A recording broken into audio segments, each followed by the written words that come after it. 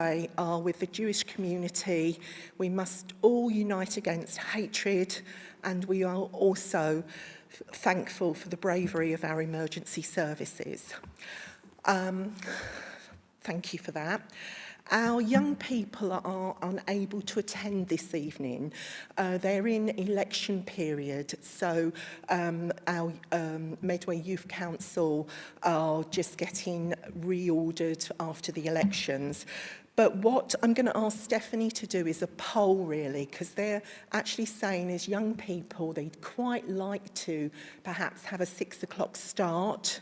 So I don't know how that is for everybody else on the panel, but I wondered, Stephanie, if perhaps you could send a poll round to see what people think. That would be much appreciated. And also, we do use first name terms for our young people, which I will continue with this evening, even in their absence. But I did go on a really fantastic training about youth participation, both with the LGA, which is the Local Government Association, but also with Medway themselves. And I would like to, Celia's done a working party on home education, elective home education. So I would be asking people to contact Stephanie, so to have some volunteers so we can engage more with the Youth Council to see how we can make these meetings more young people friendly, really. So I hope that's okay. And then we'll start with welcome to you all and the agenda for this evening. Apologies for absence or lateness. Councillor Turpin sends her apologies for lateness. She should be here shortly. Obviously, Medway Youth Council and Leanna Rogers as well has given her apologies.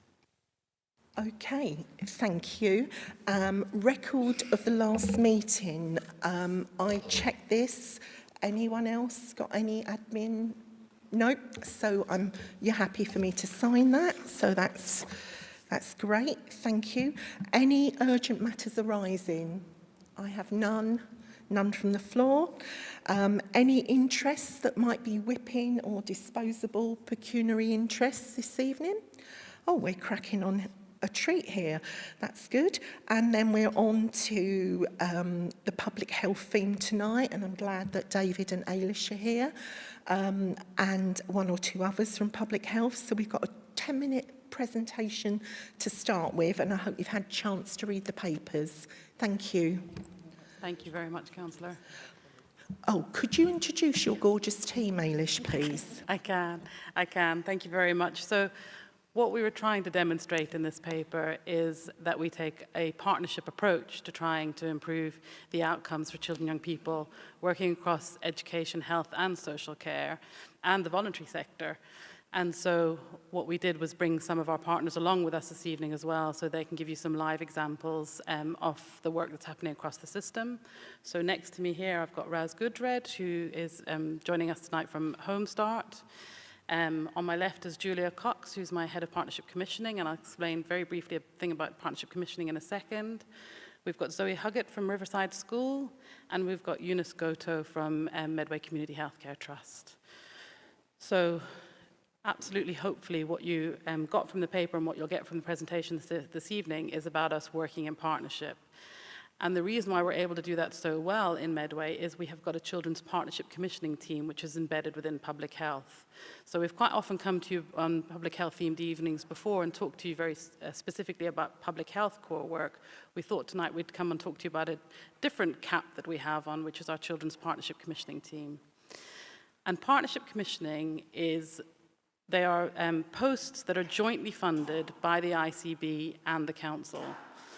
So some of those strategic decisions are, of course, made by the ICB. So there's strategic commissioning decisions about recommissioning mental health services, recommissioning the community services. But actually how those pathways are then embedded across Medway are done by the partnership commissioning team at that operational level. And that's where we work very closely. And because we're embedded within the Council, are able to work very closely with social care, education and our voluntary sector organisations as well. Oh, I haven't even moved any of the slides on through all of that talk. So that is partnership commissioning. And some of the benefits of partnership commissioning are hopefully very clear because it is about how we work to improve outcomes, as I said, working across all those services, how we're able to better use the resources. So instead of double funding things, duplicating some of the work, we're able to ensure that that's done in the most efficient way possible. And there's stronger strategic alignment. So I and my team sit at corporate parenting board, sit at the SEND improvement board, sit at the youth justice board. So we're able to ensure that there's alignment across those.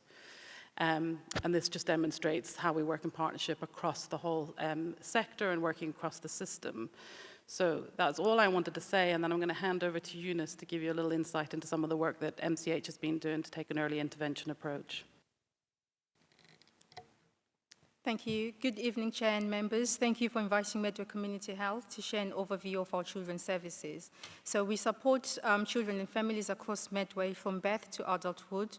Our work is rooted in strong partnership with health, education, and social care to ensure timely coordinated support. So we acknowledge that waiting times for specialist services remain a challenge. Therefore, early intervention is at the heart of what we do. By identifying needs early, developmentally, emotionally, or physically, we prevent escalation and improve long-term outcomes. Our teams engage proactively with families and schools, offering advice, screening, and therapy before issues become barriers to learning or well-being.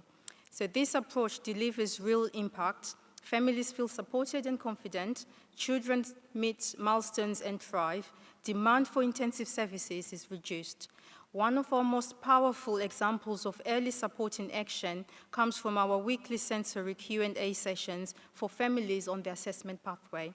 So these sessions are designed to help parents while their children are still waiting for formal assessments, because we know that early intervention can make a huge difference. For example, Mrs. S attended one session reluctantly, having taken a day off working and unsure that she would gain anything, especially since she had been through a similar experience years before with her older child. But during the discussion of her first session, she opened up about her daughter's extreme anxiety around school, screaming every morning, refusing to get dressed, hitting and kicking. The stress was so overwhelming that she was considering home tutoring, even though it would be a financial strain. So through early identification of sensory-related triggers, we were able to offer practical strategies right away, a calming sensory diet, breathing exercise, and even a simple change like living through the back door instead of the front to break the negative routine. We introduced a motivational pedal port and coached her on how to stay emotionally regulated during her daughter's anxieties. So by the end of the session, Mrs. S was able to give feedback, and that's after a couple of sessions. So to say, the first session, this was the best day leave I've actually taken. This has given me hope. Her husband came on for follow-on Q&As after that, and he reported that they felt listened and not judged. So this example shows how early support, even before diagnosis, can empower families, reduce crises, and build resilience. It's not just about waiting for assessments, it's about acting now to meet children's needs. We have initiatives like PINS, and This Is Me, delivered in schools, ensuring no child is being left behind. We're strengthening the home learning environment and embedding speech and language therapy and health visiting support with necessary nurses driving programs such as Tiny Talkers to promote language-rich homes from the earliest stages. In summary, our support model is making a difference through empowering families, building resilience, and helping children thrive. Thank you for your time. I'll now pass on to our partnership agencies to discuss more on our early interventions. So I believe in the paper it gives an overview of the service that's offered from Home Start Medway as part of this package for families. So we offer a program called Tiny Talkers, and this is for children that are identified as having speech delay at their 27 to 30 month review. So the children come onto this 5-week program that is delivered by staff from Home Start Medway. The program has been developed with speech and language therapists, and the idea is that we're trying to model and demonstrate really good interactions that support speech and language development throughout a 5-week course. We're also trying to provide resources and guidance for parents that they can then continue to use within their home learning environment. So since January 2024, which is when this programme began, 109 children have actually completed it with us. And of those, 79, so that's 72%, have made progress in at least one area of their speech and language development. 22 children are currently attending the programme this term, and we continue to have a regular influx of referrals from our partners across the health sector. We're also working very closely with local nurseries and provisions to identify children that may have been missed through that development review process. So what we find from the programme is that we identify children who need absolute referrals to the speech and language therapy team that may not have already had that done, so we will complete that for them. And for those children that need a bit of further intervention, we will signpost them to our colleagues in MCH, and they receive home visiting support from community nursery nurses. So this will be one-to-one support in the home for the parents, further embedding some of the key messages around how they can support their children with their speech and language development. Now, off the back of this programme, which the Council fund, we've successfully, as a charity, been able to secure further funding through the National Lottery to make this a wider programme of support for our children and families in Medway through another initiative called Little Adventurers. So Little Adventurers, similar to Tiny Talkers, is a programme that supports children that are not meeting those age-expected levels of development, but it is for a wider age range, so it's for children from 1 to 7 years, and it can be for any area of development in which they're scoring in the grey. So obviously Tiny Talkers focuses on children that are scoring in the grey for speech and language, whereas Little Adventurers will pick up children across the board. So that programme supported further 220 children, and 85% of them we've seen an increase in their development scores. So you can see from such short interventions, really 5 weeks or 6 weeks, we're seeing quite a significant impact for our children. And we're giving the family some key skills to support them whilst they are waiting perhaps a more formal diagnosis, but we are certainly supporting that home learning environment and giving parents the tools to help their children's speech and language development. Good evening, everyone. So Riverside is quite well known locally for being a very inclusive school. It is a mainstream school, but it has a special resource provision for children with autistic spectrum disorder as well as visual impairment. And we do pride ourselves on the fact that we have really strong inclusive practice. So we always really like to take advantage of offers like this, and we have benefited from things like the Little Adventurers that Raz talked about and other initiatives as well. But I'm here to speak mainly about PINS, the Partnership for the Inclusion of Neurodiversity in Schools. We felt we already have really strong practice around that because of the inclusive nature of our school.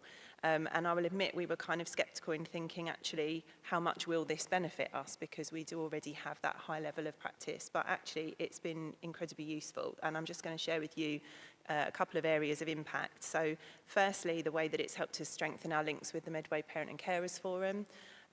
We've had opportunities to really evaluate and develop our parental engagement and to understand parental views and work on better co-production.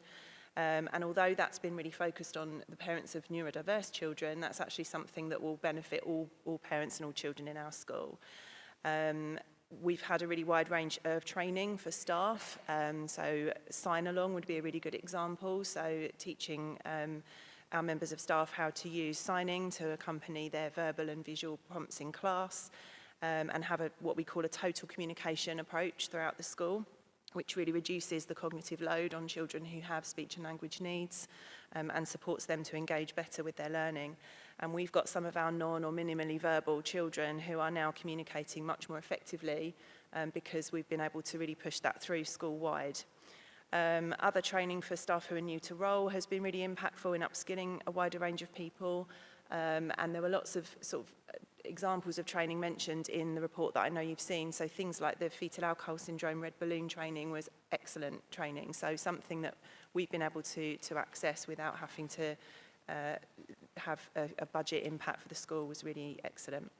And finally, the transition project, which the Educational Psychology Service are leading on, which we hope will lead to improvements in the transition process for all children, again, with a focus on neurodiverse children, but actually those processes will impact much more widely on all children going through that process. And it's really helping parents feel better prepared for that, to feel less anxious about their child moving on to secondary school, how information will be shared between schools, and the support their children will get. So we've really valued the project. We're actively now participating in the second year of that. We've been encouraging other schools to take part in successive cohorts. We've the other primary school within our multi-academy trust has also taken part, so we're now being able to roll things out trust-wide, which is really impactful. And I think projects like this are really, really important to help support schools to make the appropriate adaptations and to have a needs-led approach without thinking that they can only do certain things if children have diagnoses of different conditions. So it's been a really positive experience for us. Thank you very much. Is that everybody that's going to present tonight? Wow, it makes you feel proud to be Medway, doesn't it, with all of those interventions going on. Can I just ask a quick question to Zoe, if I may? Transition, do you do much work? I know you've got the specialist provision. Do you do much work for your nursery feeders, transition when your children are ready to go into secondary schools? So for nursery feeders, for us, it tends to be, we have a large chunk that come from our own nursery, but we have an awful lot of separate nurseries. So there is at the moment not a lot of consistency in terms of what the information looks like that comes into primary. So that's one of the things we've spoken about as part of the transition project. And the same when moving from primary to secondary. So Medway-wide, lots of the secondary schools do their own thing. There are different forms they ask primaries to fill in. You end up having quite a few different meetings with different people within the school to share that information, and hopefully what this project will do is lead to more clarity around that and more consistent procedures to sort of reduce workload for staff as well in terms of doing that work, but also to make the process clearer and more consistent for families and children. Great, thank you. And sorry, just a final thing while I indulge myself. But obviously, educational healthcare plans go beyond school leaving age for some children and young people. They go to 19 to 25. Are there provisions for children that need it at that stage with health in the services that are on offer here, MCH units? So thank you. So we do have a transition program that we work quite closely with the local authority, especially for those children with special education needs, to make sure that their healthcare plans go beyond the age of 18 and that it just doesn't stop because they've reached that adulthood stage. So there's quite a big work that we are doing with the local authority, and we've got a register for all children on the transition list so that actually we don't miss out on any child that has needs, and we carry out meetings with the local authority on a monthly basis to make sure we are capturing those children for transition and discussing all of their needs and what their plans should look like while they continue into the adult sector. Thank you. And then I'll open up for the rest of the panel to scrutiny questions, please. Anybody?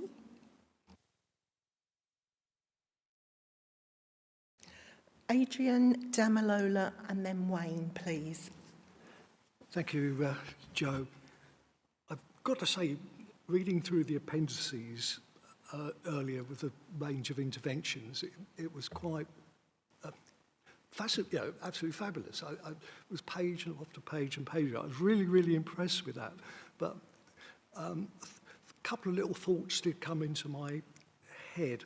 The first one was, how do we signpost people to those services? Because the thought occurs to me that probably those who need those services most are probably the least likely to engage, which is quite a challenge. But as we've got all this stuff available, we really do must make people to more aware of it.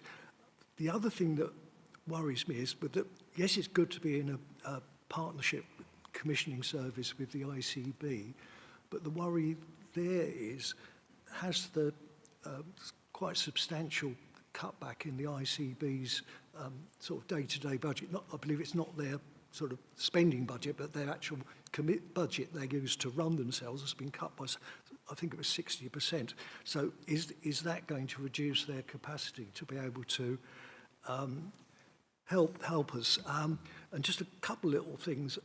I was quite shocked, but I wasn't surprised to read that 1 in 4 children start school without being properly toilet trained. And I have a granddaughter who's a teacher not in Hampshire, and she teaches reception classes. And the amount of time that takes for her and her TAs out of proper classroom time is quite appalling. So I wondered if there's any sort of intervention with that we can help with. And just the other thing that caught me when you talked about teaching young people to sign, I think that's brilliant, because my great-granddaughter, Lily, who's 4, has been taught to sign at her nursery school. And a few weeks ago, there was a gentleman in a shop who was getting a bit confused. And she picked up that he was deaf. So she signed to him. So did he need any help? And the reaction was apparently absolutely amazing, because he was so pleased that somebody so young could communicate with him, whereas the rest of the people couldn't. So I think that's a wonderful thing. But no, there's some really good work there. But I've just got 1 or 2 nagging thoughts about it. But well done, really brilliant. Thank you very much. So I'll take some of those questions and then I'll direct them across, but don't worry, I'll repeat it so you can pick up. So the first one was about signposting to services. One of the things that we've been really fortunate with the Start for Life funding is that we've had a lot of investment into marketing and comms alongside the Start for Life funding. So we've got the Family Hubs app, which is available and has been downloaded by around 4,000 families now, so that there has been a lot of activity around that, and all of these services were able to signpost on there, as well as each of the organisations have got their own websites with the information on it. We work very, very closely with Medway Parent Carers Forum, so my team and I meet with them once a month. We talk about the services and we talk about how we can promote them with families as well. And we've been growing the offer in our children's hubs, working alongside Family Solutions, so that they can get the messages out to families well. I've worked in public health for a long time now, councillor. Every time we go to a summer event and talk to people about the services we have, somebody will tell us, I didn't know this existed and I didn't know this was here. Getting the word out is one of our biggest challenges. But I guess part of coming to here is to share it with you so that you can help us as part of that as well. So it's a continuous cycle of us trying to ensure that families are aware of what's available, and we do work across the partners to be able to do that as well. In terms of the cuts to the ICB, obviously at the moment I can't say what the impact of that will be directly. The team are jointly funded by Council and Better Care Funds, so we're hoping that protects the team, but the Change 25 programme is still working through, so I wouldn't like to speak on behalf of the ICB about what the impact that might be. In terms of, Eunice, I was going to pass to you because Councillor Golvan was asking about the challenge of toilet training. So children are starting school who haven't been toilet trained, and the additional burden that puts on primary schools. And I know through the Start for Life programme, we've just funded additional programmes. So toileting is, along with like dental issues and other things, are one of the things that we know that when children are starting school, that's part of the school readiness, things that they should be able to do for themselves. Toileting is quite an issue.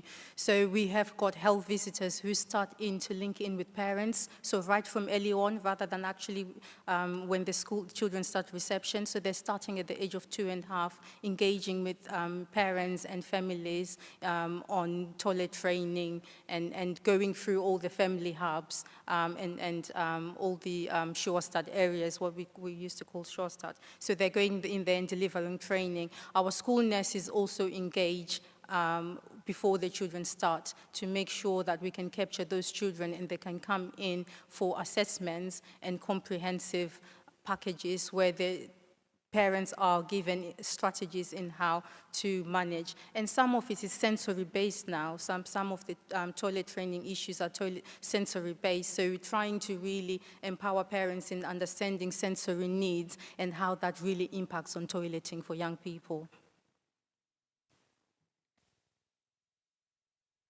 The last point was about sign language, and I don't know whether it was a question or just a... Thank you.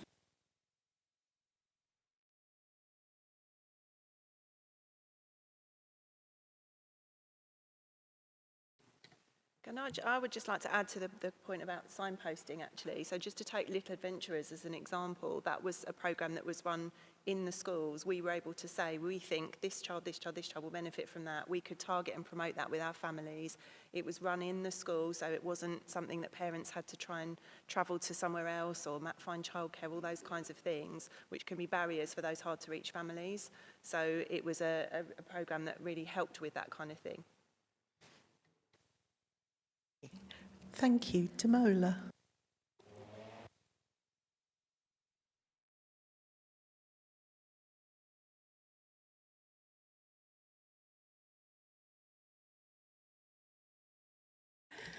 Okay, thank you so much for the report. My question was actually around speech and language therapy, and obviously I know that the numbers have obviously increased. I think my question is more about children who are obviously of school age, they're in primary school, they're in reception. Once they are accepted on the NHS speech and language therapy program, what does that look like? Because I have an idea of what it was last year. I don't know if there's been further changes. And then I also just wanted to know, how are we measuring how effective that is? Because obviously, as we're kind of seeing the numbers going up, how are we measuring this child no longer needs therapy to make way for other children who might need it a bit more? And how does that incorporate with them being in school as well? Because it's obviously a different kind of time frame with nursery or something like that. So I just wanted to know more about that. Thank you.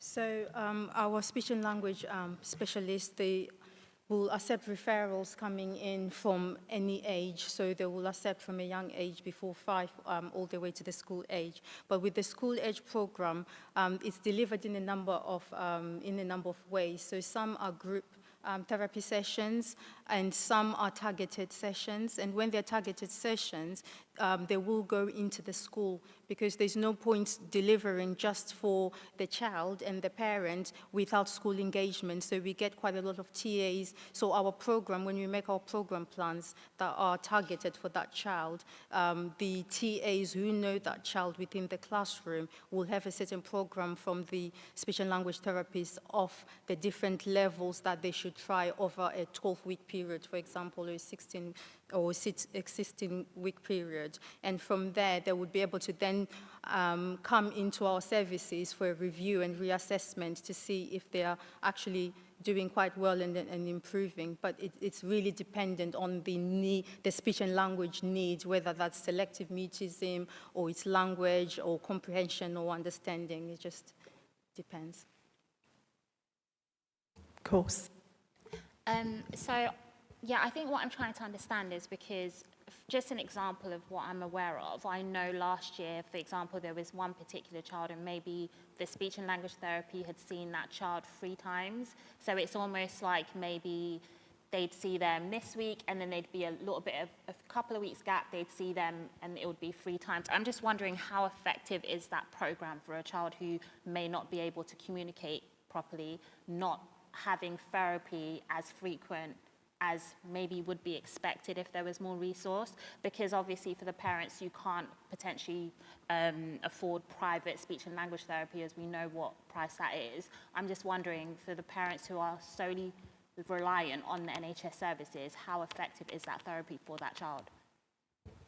I think we know we have challenges with the numbers of speech and language therapists we have, but I'm quite confident in terms of the programs that we deliver from a speech and language perspective. They are quite effective. It's not really about seeing the child on a weekly basis for quite a lot of months, because it's really about empowering who around the child can offer that support, because when it comes about speech and language, it's really about the getting them to thrive in that community, and it's that language-rich rich environment that they need within the schools and within the home environment. So that's why the programs are not just focusing on the child, it's also that those adults within the child's life to make sure they understand. And whilst the child might be seen 3 times, there will be what we call TAs or TIs, which are technical assistants who are they're not qualified speech and language therapists, but they've had training and continue to have ongoing training and work alongside the speech and language therapist who will make sure to go into the school and at home to keep seeing where that there is progress. And if that progress isn't being made, they would be referring back to the speech and language therapist to say, we need to revisit the program.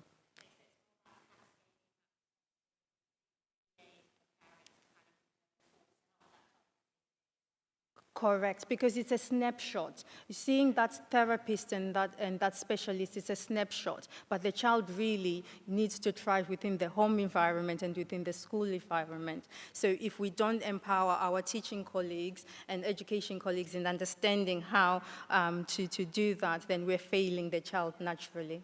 Yeah. Okay, Wayne, then Sharon, then Leah. Thank you. And before I start, I also want to echo what Councillor Galvin said about the sign language and bringing that in at a young age.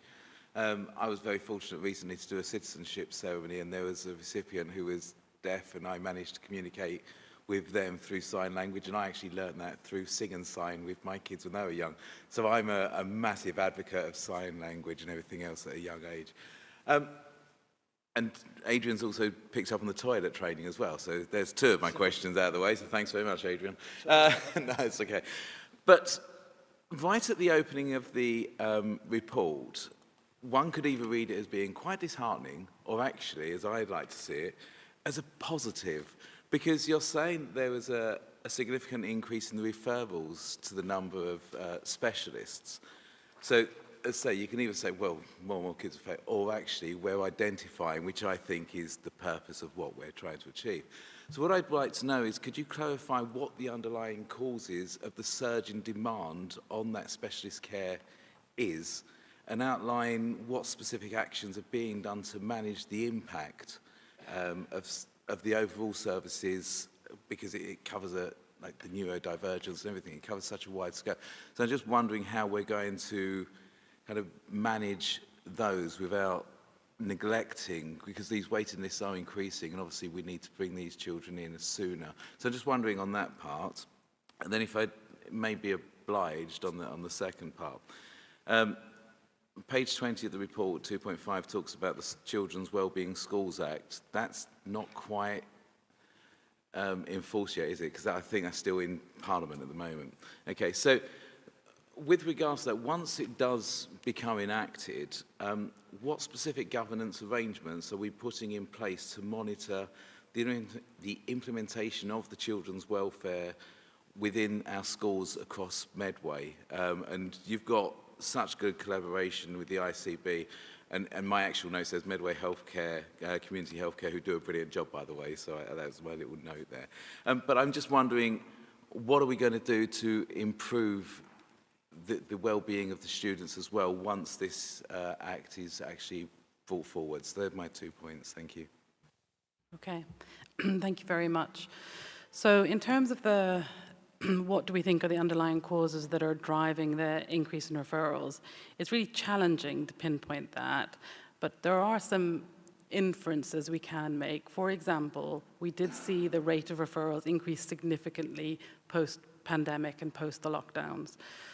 Now, I know I've spoken to other school colleagues, and they will say that some of that trajectory was happening actually before COVID, so I don't think we can entirely pin it down to COVID, but I do think that that maybe escalated the challenges in some ways. We are starting to see a reduction in some of those referrals, but the numbers are still coming in at a much higher rate than the services are able to manage.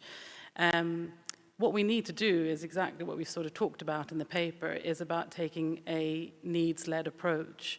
So what are the needs that the child has that we can address, that means that they might not necessarily need a specialist intervention. So for example, in Eunice was talking about the child at the beginning who had really significant sensory needs. Now, they may not need an ADHD or an autism or a neurodivergent diagnosis. What they need is somebody who understands those sensory needs and can put the right strategies in place to address them. And then the challenges that they may be displaying will start to diminish because their needs are being met.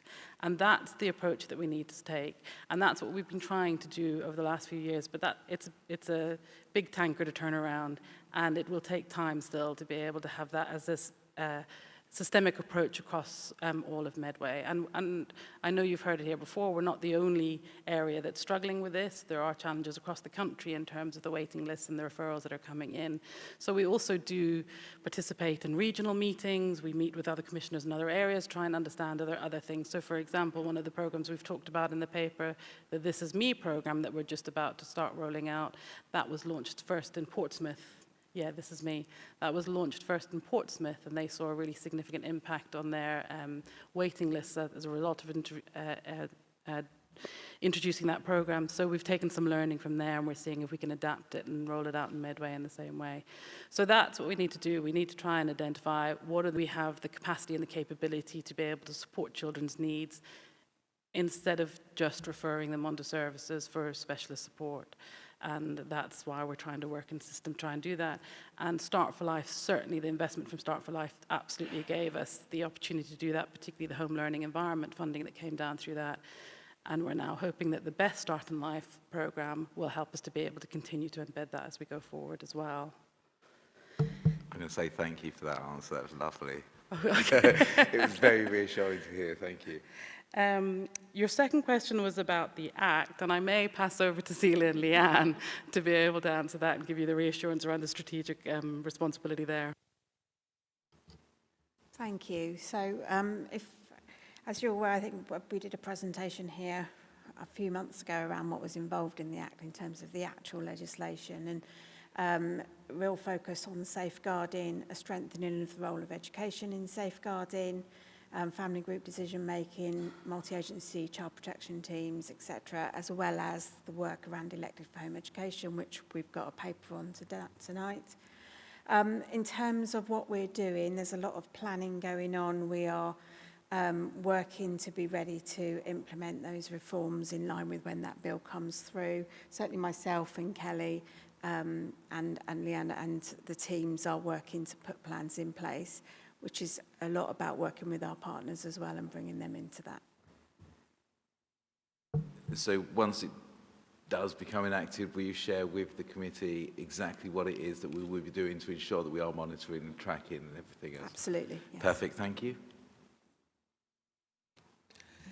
Thanks. Are you ready, Sharon? Next. Thank you. I am ready. Thank you. Thank you for asking. Obviously, my first thing is I've got a red balloon in loads and loads of lines to talk about it. Thank you for recognising FASD and putting it on there. This is what we've wanted all along, is like needs met approach. I'm putting my carer's hat now. The only thing, and I'm not, this is amazing, please don't think I'm being negative because I'm not, but I just think of like the FASD journey, and I'll go back to what you were saying about sensory needs being met. I suppose what I'm worried about is that these are not going to get linked up, and if a child has sensory needs at 6 or 4, and they're met, and we've met them needs, which is amazing, don't get me wrong, I don't want a child to suffer any more than they know, but then 4 years later they start having structural problems, and we could link that up for an FASD diagnosis. Are they going to be linked up to get a management plan together? Does that make sense? Are we just going to be dealing with the sensory, and that was really good, tick, that's being dealt with, and then something else happens and we're not linking the two up, and then we don't get a diagnosis, and then we don't get a management plan that are more robust than after diagnosis. That's my only thing. I think this is brilliant. I'm just worried about linking up with different agencies because that's what we have now, so I'm just concerned. I'll try again. I think it's a very fair question, and I think you're absolutely right that we need to be careful if we're taking a needs-led approach that we're not addressing individual needs, but we're thinking about the whole child. And so the example that Raz has talked about, where we went from Tiny Talkers, which was just looking at speech and language, and then developed it into Little Adventures, which is actually looking at all developmental milestones that might need to be addressed, is some of the examples of where our thinking does develop and grow. I'm 100% not saying we've cracked this, and I really hope that as a committee you're not thinking that I am saying that. I'm saying that we've started to make some improvements and understand better what we need to put in place. But I think Eunice will be able to talk a little bit more about thinking about holistically about a child's needs. Thank you. And I'm going to come in. So when we get our referrals in, we still have to take a comprehensive and holistic approach in looking at that referral when it lands on the health needs. Yes, we will, certain things will pop out within that referral that we know actually there's challenging behavior here, or behavior that's challenging for the school and the family, because when they come on the assessment pathway, it's a comprehensive referral form that comes in. It's not just a one-off letter from a doctor or a GP saying, can you see so-and-so parent thinks they've got ASD or ADHD, or they've the query diagnosis for FASD. When that referral comes in, we send in quite a huge bulk of paperwork to the school and to the parent so that we get a gauge of how the children is thriving within those two communities. And if they are going to nursery, we would ask the nursery provider. So we've got the full picture of the child, a few comprehensive picture. But what we do then within triage is really pick out those immediate things that we know, because it's unfair for them to wait 4 years. It's unfair for them to wait 6 months, never mind 4 years. So we then have to pick out those things that are popping out to say, actually, this could become a crisis, and then signpost them to either the groups or the targeted approaches with the right practitioner. But that doesn't then forego to say that child comes off our system. So the process still continues, and we always write within our letters that, thank you for your referral, we've received it, we've accepted you onto the pathway. These are part of our signposting. I know we had the signposting question, so they will come with the signpost of, we think these are what's relevant for your child. Please could you call in or email in to book in for those programs. And then it will also say if anything changes or escalates, because the triage is a continuous process within healthcare. We don't triage you once and think that's it, you're number 50 on the line. That has to, if the needs change, within either the school environment or the home, and they escalate, then that still has to come to us. And they will not then, they are not pushed off the diagnosis pathway. They will still remain in that. But we know then the support has actually gone in for that child. Can I add to that as well, just from a school point of view? I think what we're trying to promote is with the needs-led approach, is that it shouldn't matter. And don't get me wrong, there are benefits to having a diagnosis, which is partly about other people then understanding what the needs of that person are. But one child with ASD is not the same as another child with ASD. So the label is helpful for some things, but actually it's far more important to understand the individual and what they need. And if we're focused on making sure we're meeting their needs, then the label is less important. Just to say, I've adopted 5 children with FASD, so I know they're all completely different. But I think that's what I was doing, is like, one of them would have sensory needs when they were like 4 or 5, and then they had problems with their joints, and it was only that I knew about FASD that I knew that they were linked together. Otherwise, they would have gone off and seen an orthopaedic, which they did, and the link wasn't made. So I suppose that, and I think you're being hard on yourself, because I actually think you're near damn cracking it. So, like, you know, I think you're doing a brilliant job. Early intervention is, is brilliant, and everything else. So good work. Okay, thank you all. Leah? So I also had some similar questions to Adrian around signposting and things.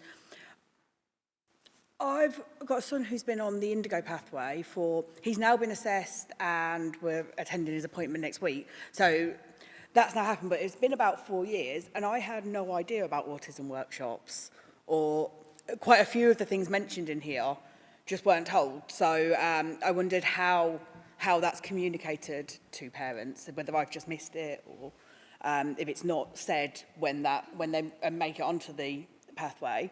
And then a similar one around mental health, because back in the early part of that, I referred into CAMS because he was saying some quite concerning things. They wrote back to me and said, actually nothing he's saying fits our service, but they didn't tell me about this mental health thing, mental health supporting your child. So I'm just wondering if maybe all of the different services that you might approach don't know the different places that they can send you to.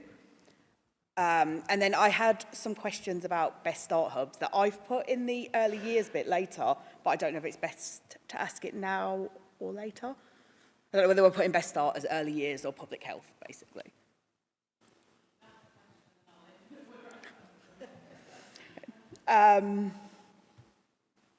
So I've written it here as, I'm aware it's still early in the process, but I wondered if we'd assessed where Best Start hubs are likely to be and how we can ensure that they're best situated to meet need, given that the beauty of Sure Start, their predecessors, was its pram pushing distance and universal offer, which meant we could reach those that are hard to reach much more organically. Like they'd approach us through a stay and play, and then we can see, like trained staff can see the issues in the family and approach.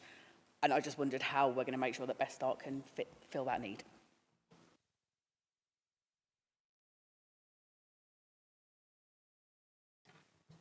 So I'll have to be honest, we were a bit late in the game in getting that information to begin with for families. I think after a few complaints coming into the service, we realized actually that was something we needed to change within our system.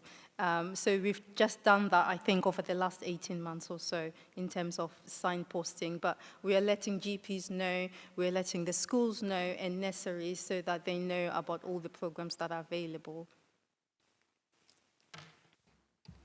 And I think it's probably similar around mental health, because I know I've been to the committee a couple of times around mental health, and you'll know that we've been working over the last couple of years to try and grow more of that mild to moderate support across the community, trying to ensure that there's services in place before the needs need to escalate to CAMS.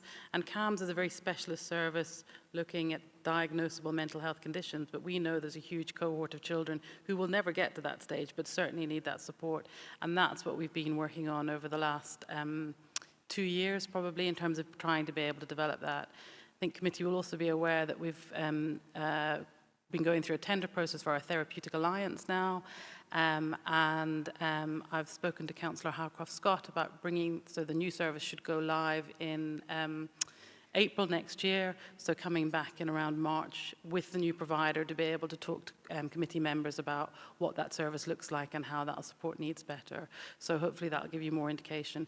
But it is something that has been growing over the last couple of years. So when I say we haven't cracked it yet, it's because I think we're still at the foothills of being able to get a lot of that stuff in place and truly embedded.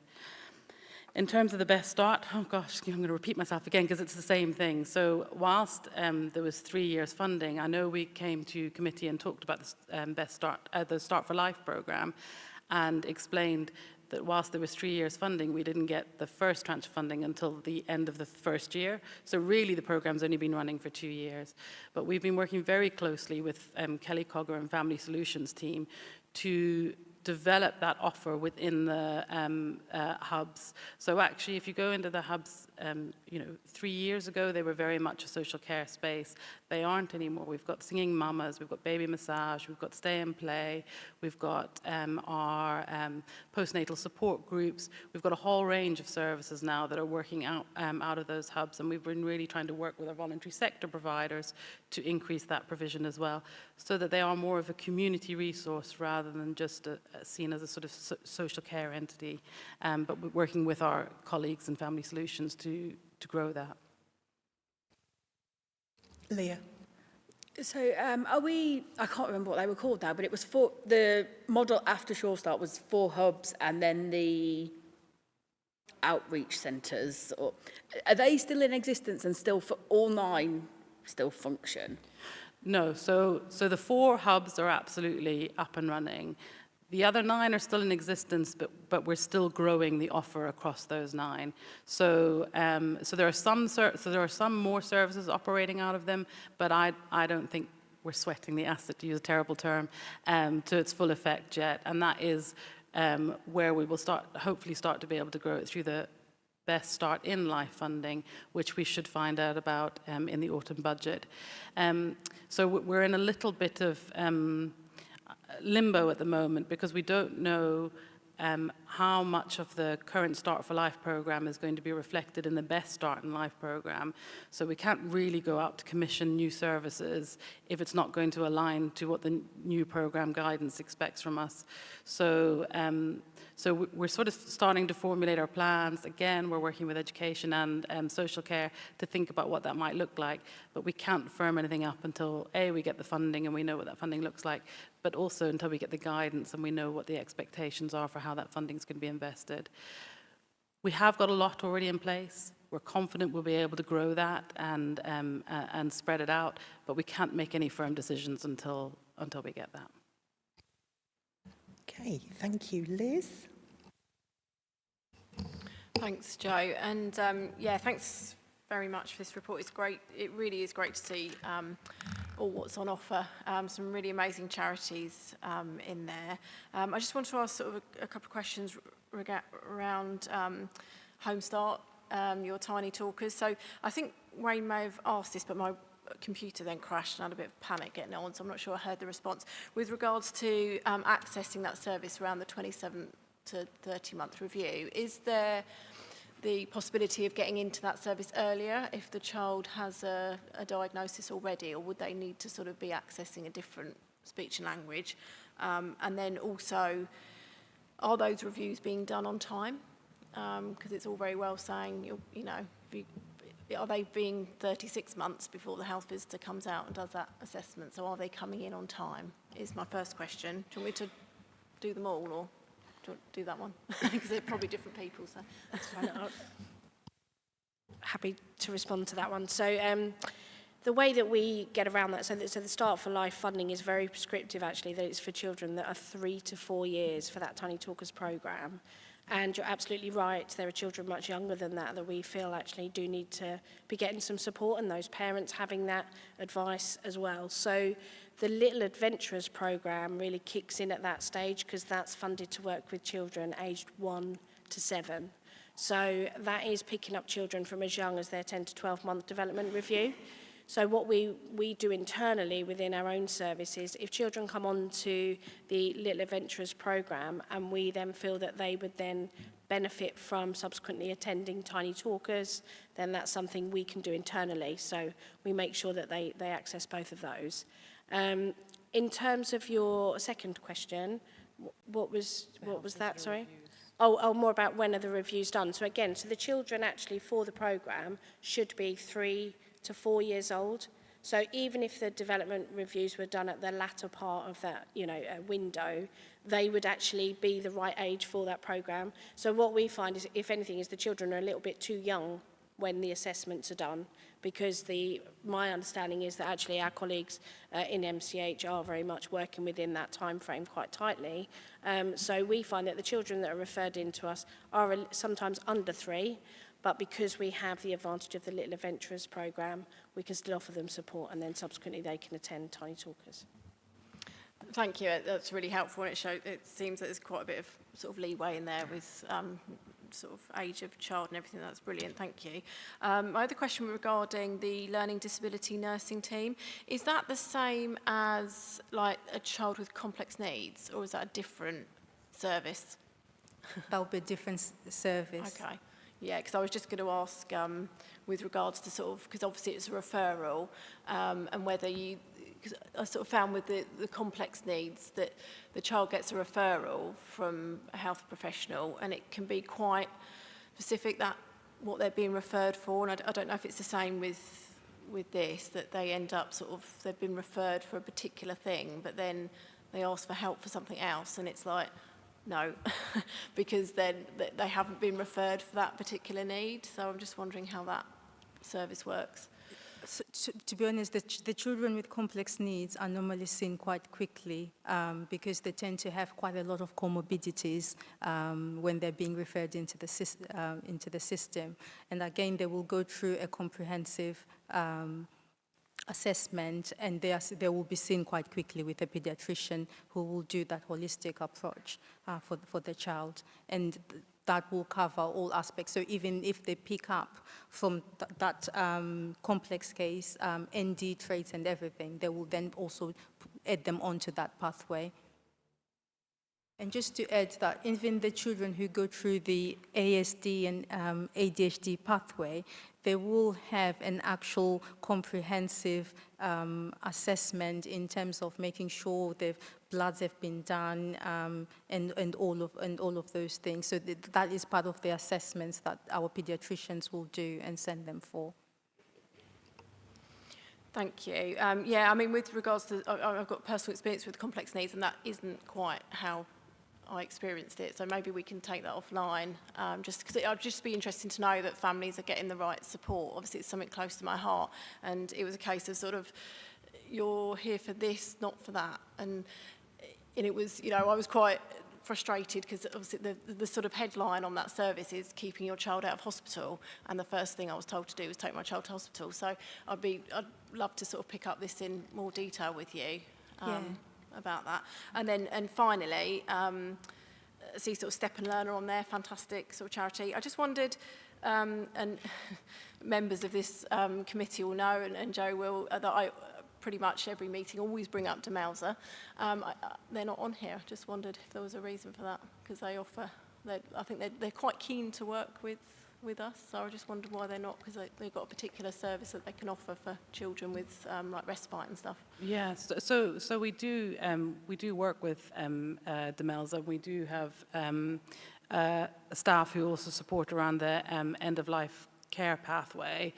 I think it was because we were thinking about that early intervention approach, which is why we didn't sort of go into every partner that we work with and all the pathways that we're involved in.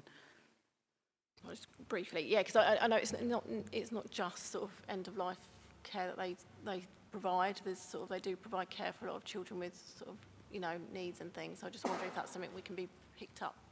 Might not be appropriate, but could be picked up in here. I mean, like for Step and Learn, for example, there'll be a lot of children that cross over that they could work with. So.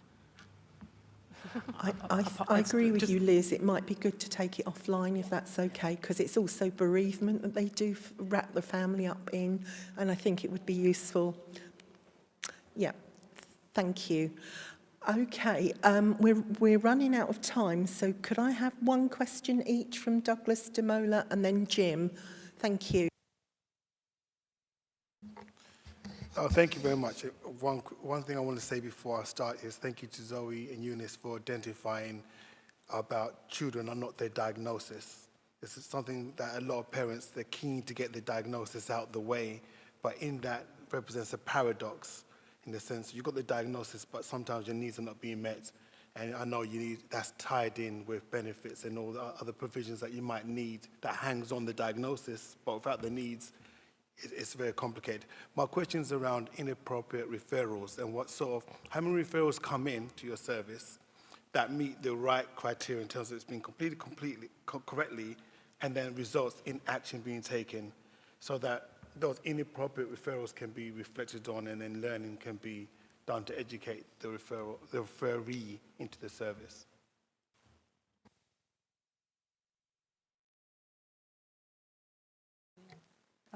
We've actually done a validation of our waiting list recently. There are not that many that don't meet the criteria, actually. Most of them are coming in with enough for them to meet the criteria to be seen and to go onto the pathway. So it's really just a few. Yeah. Jim? Yeah, thank you, Chair. It was just another quick question about tiny talkers, really. I was just interested to know about how you engage with the parents and how responsive they are when things are identified.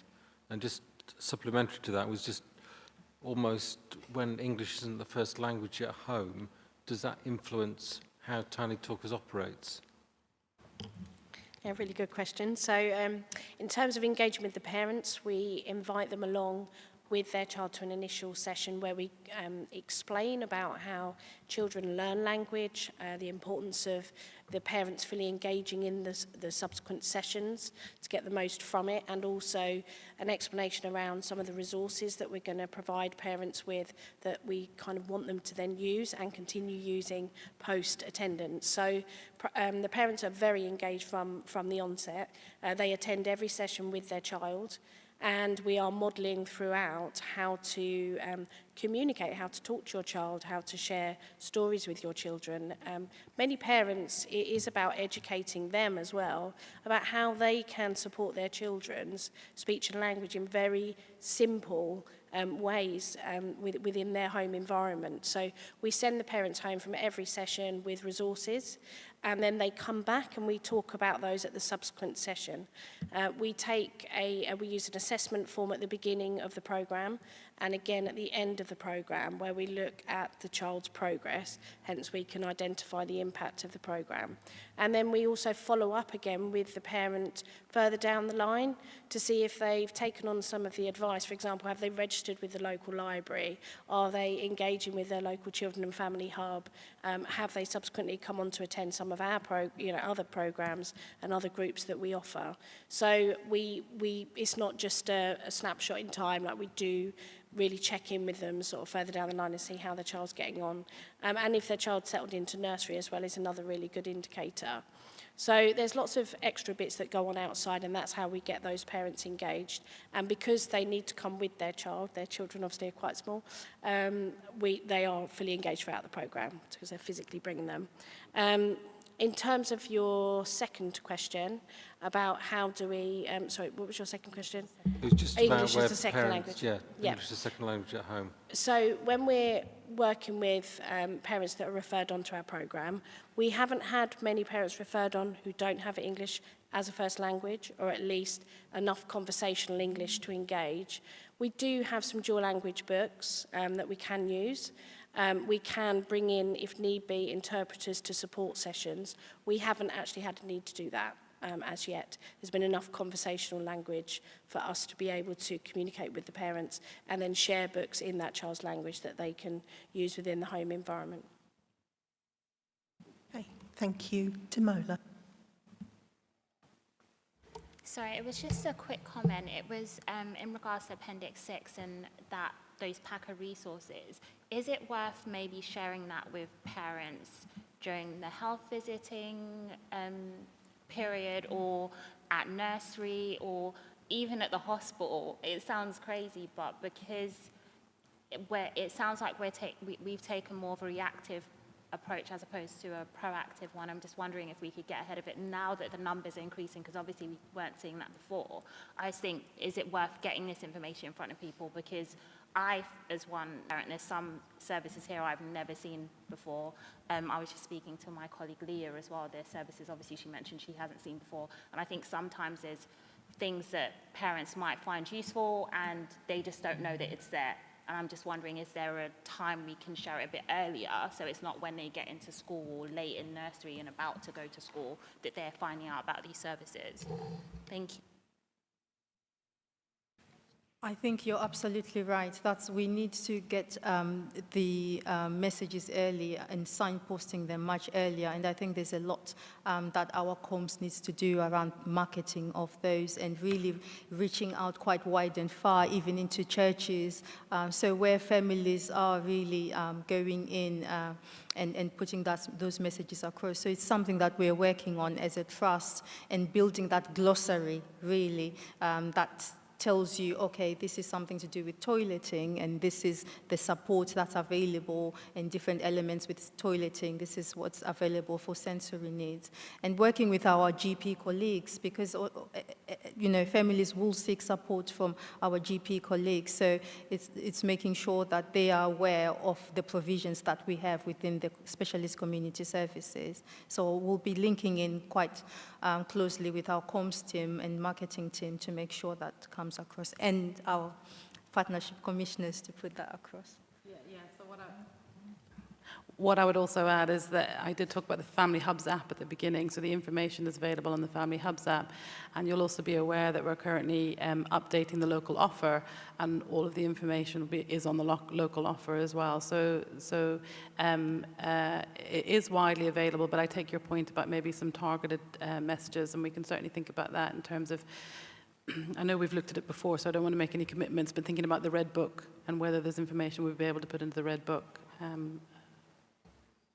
And just to add, it's also shifting the understanding in terms of informing carers and families that actually, irrespective of the diagnosis of ASD, the support you are actually going to receive is exactly what we are trying to offer you, because you get the diagnosis, but there's actually no tablet that we can give and no treatment. You might have sleeping difficulties and then we might put in some sleep hygiene support, and if that doesn't work, actually prescribe something to support the sleep, but that doesn't actually look at the whole picture of the rest of the needs for the child. So it's also really trying to put that message across for families so that we can get the engagement for them to take those workshops and all of those programs we have. Okay, thank you. I've got a couple of questions, but I'm going to get them online, catch up with you online, Ailish. It's about health visitors, partnership working. But I would like to thank Home Start. I know Teresa, our deputy, Councillor Murray, is a big fan of yours, and you've certainly helped constituents in my ward, and I think that's phenomenal. So, Vice Chair. So I move the committee notes the report and request that options to offer earlier signposting are explored. And I think there was a suggestion from Wayne that I missed earlier, so I don't know if you can...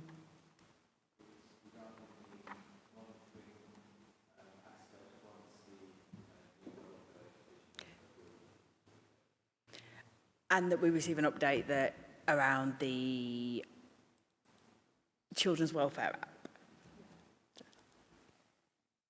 Is that seconded? Okay, Wayne? And agreed? Agreed. Brilliant. Thank you all so much for all you do for the community of Medway and challenging our children and young people and families to succeed. Okay. Thank you. Now it's our time to do Amy Coombs and adoption.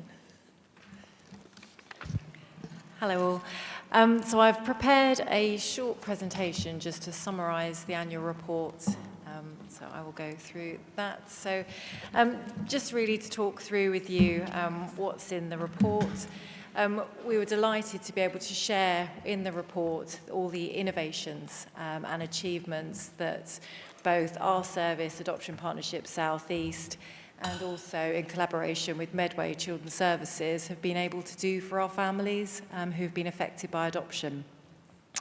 As you'll see in the report, last year we were able to really benefit from the different funds which the DFE made available for those regional adoption agencies that wish to apply for them. And we ensured that we were able to secure a large amount of funds to be able to help us with our practice and ensure that we could continue to deliver a service that's dynamic and actually is able to meet needs and changing needs of our families. So, so you'll see that those projects have been outlined in the annual report. Key areas of that have been around trying to progress with our sibling adopters and the need for those so that we can place siblings together, and looking at developing our early permanence scheme, which enables us to place children at an earlier stage with prospective adopters. So those adopters actually take on the role of foster carers before the court decide adoption is the plan. And also really looking at our multidisciplinary approach to our adoption support. And again, I'm happy to take questions about that, and that's continuing into this year as well. And then our community engagement. We are really pleased that actually we've seen a real growth in our community support run by volunteer adopters across the region, so across Medway, Bexley and Kent. And really they are there for our families to be able to connect with each other and have peer support.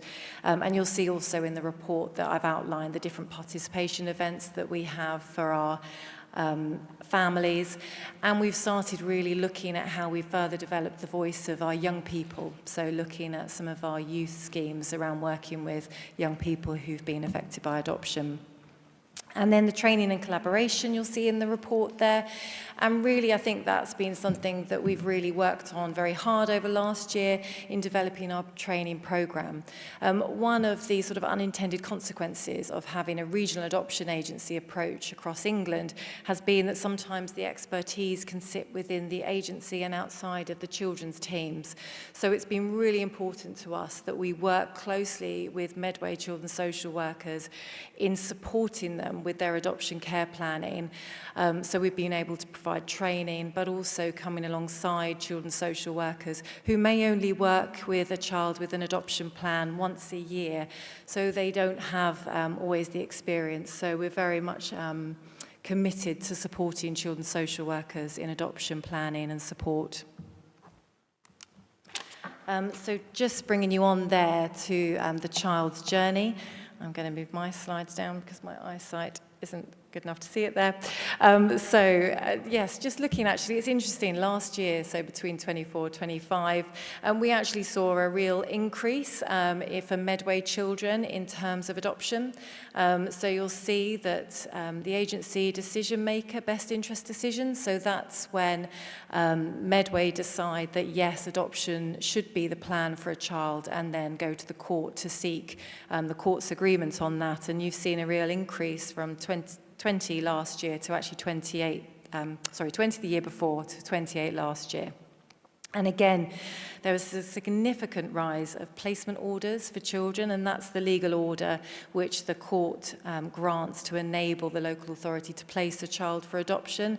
And that rose significantly from 12 to 25. And I think there's been a lot of work done with the courts from both Medway and Kent, as they share the same children's courts, to really look at trying to conclude care proceedings that have been really protracted. And so I think that's probably why actually we saw quite a sharp increase of placement orders being granted, specifically towards the end of last year as well. Early permanence continues to be a real focus for us, because we do believe that for children where the most likely plan is adoption, and especially those young babies, that if we can avoid unnecessary additional foster placement moves for them, then we should. And that's what our early permanence scheme enables us to do, so that a child, and specifically, as I said, it's for those young children, can be placed directly with somebody who goes on to be, they are approved as their specific foster carers, and then should the court decide adoption's the right plan, the carers go on to adopt the child. And often they're our most vulnerable children as well. For a child to have to be removed from birth, the risks and the needs are extremely high. So for those children to be benefited by being placed at an early stage is absolutely the right thing. And then really our sibling placements, so brothers and sisters being placed together. We had a really lovely scenario last year in which 3 Medway little boys sadly couldn't remain with their birth family, and we were able to place them together with adopters. And those little boys were aged between, I think it was 6, 5, 3 and 2, wasn't it? They were very close in age, and they weren't, they were children. Sadly, when we look at adoption and we start calling children older children when they hit sort of school age, which is a sad reality, but that is the reality of adoption. And so those little boys have now been actually legally adopted and are thriving with their dads, which is wonderful. So then just looking into timeliness of adoption, and again, the report highlights the timeliness and actually how Medway's timescales between placement order and us matching children with adopters continues to outperform the national average. And again, this is not just the work of Adoption Partnership South East, this is collaboration with Medway Children's Services, with the children's social workers working together to find the right adopters for children who are needing to be adopted. And then again, it's around the streamlining of processes. We have regular tracking meetings with Nicoletta and Andrada, and really ensuring that we're focusing on children with plans for adoption and really scrutinising and actually having healthy challenge with each other as well to avoid unnecessary delays for our children in Medway. So just finally, before I go on to questions, adoption support, and that really has been a key focus for our service over the last year and continues to be a key focus for us this year. We were successful in being part of the DFE's ASGSF pilot. So we are working with the DFE to look at if there's any other ways that the ASGSF funding can be best used to support our children who've been adopted. So we're continuing to develop our multidisciplinary approach. We have a multidisciplinary team as part of our service, and it's that being able to provide sort of, as I would call, in-house therapeutic support for our families has been such a positive thing for us as a service, and it's enabled us to really work a lot more closely with our families, and actually all of our families that we work with in adoption support. So that's once the adoption order is granted, they will all have an allocated social worker with APSC, as well as if they need to have a therapist working alongside them, and we're really proud of that approach. And so you'll see we've continued to be able to assess needs and identify the right support for those families. And as I've already said, we're looking at continuing to develop our community and peer support, which is crucial for our families and their children. And we continue to commission Bernardo's to provide support to our birth families.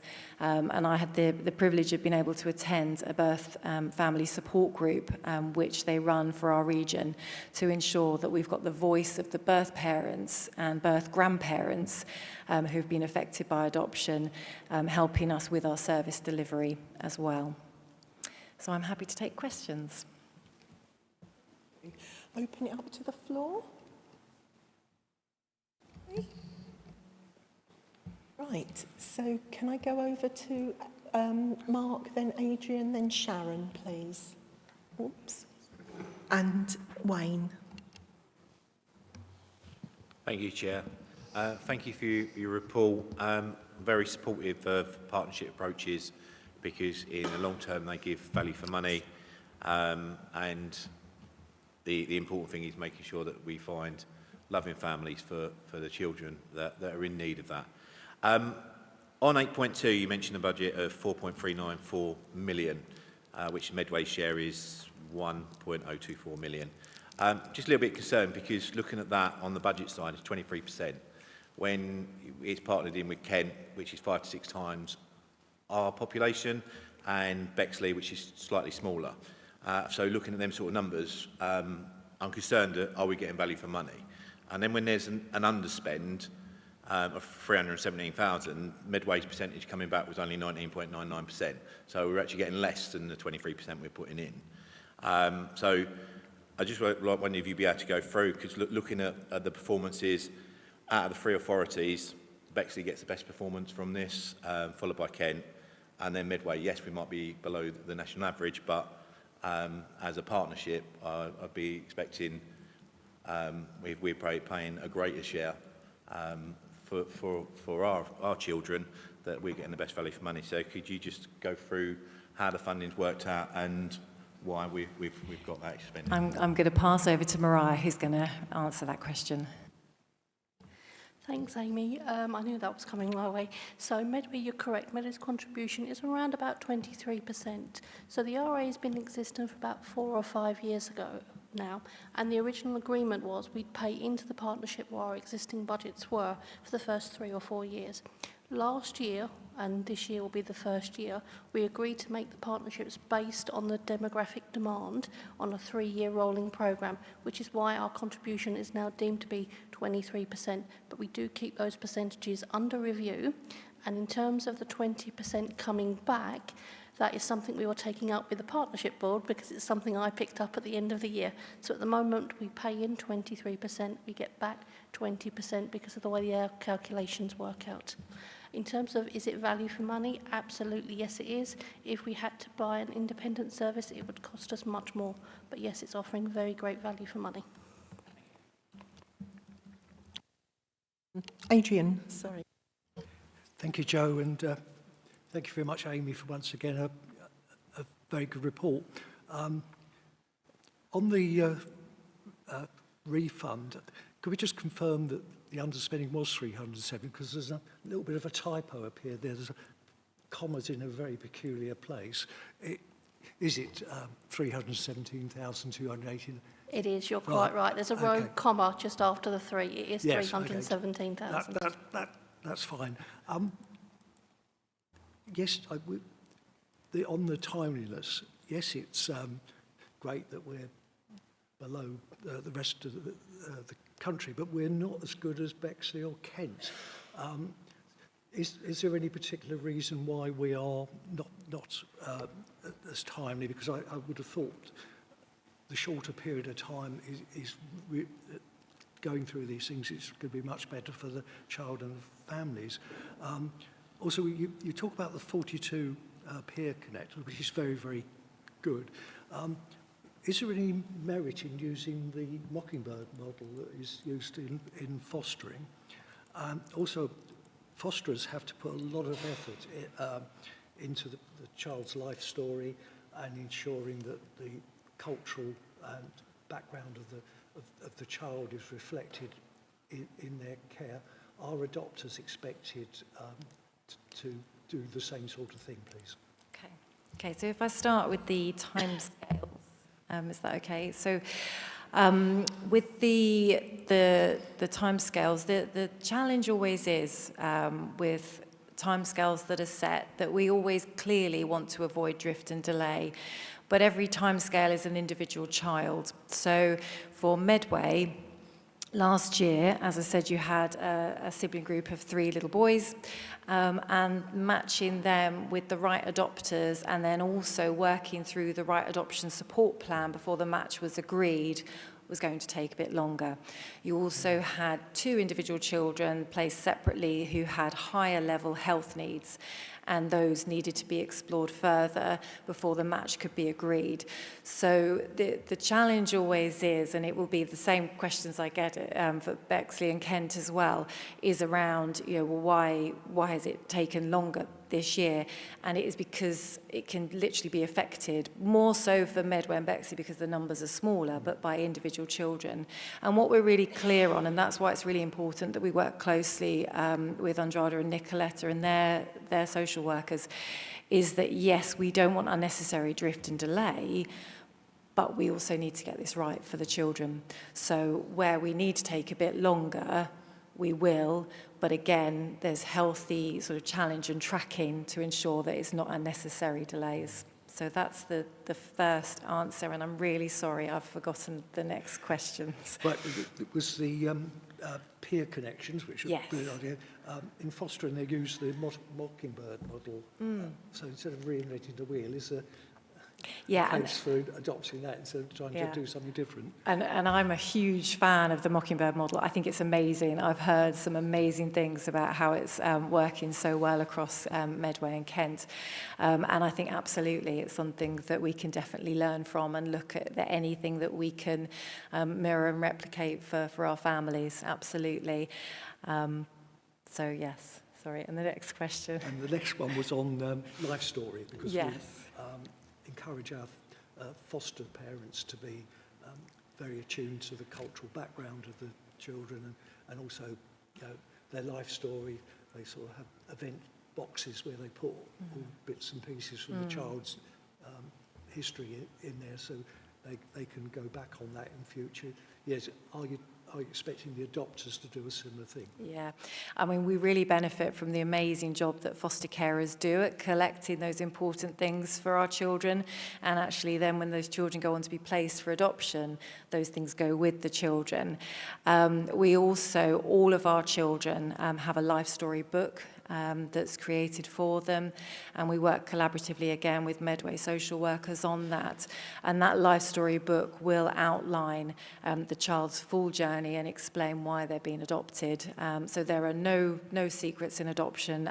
Children very much need to understand their birth history, and in fact we're doing so much more at supporting children to remain connected with birth family after they're adopted as well, which is a real shift for adoption.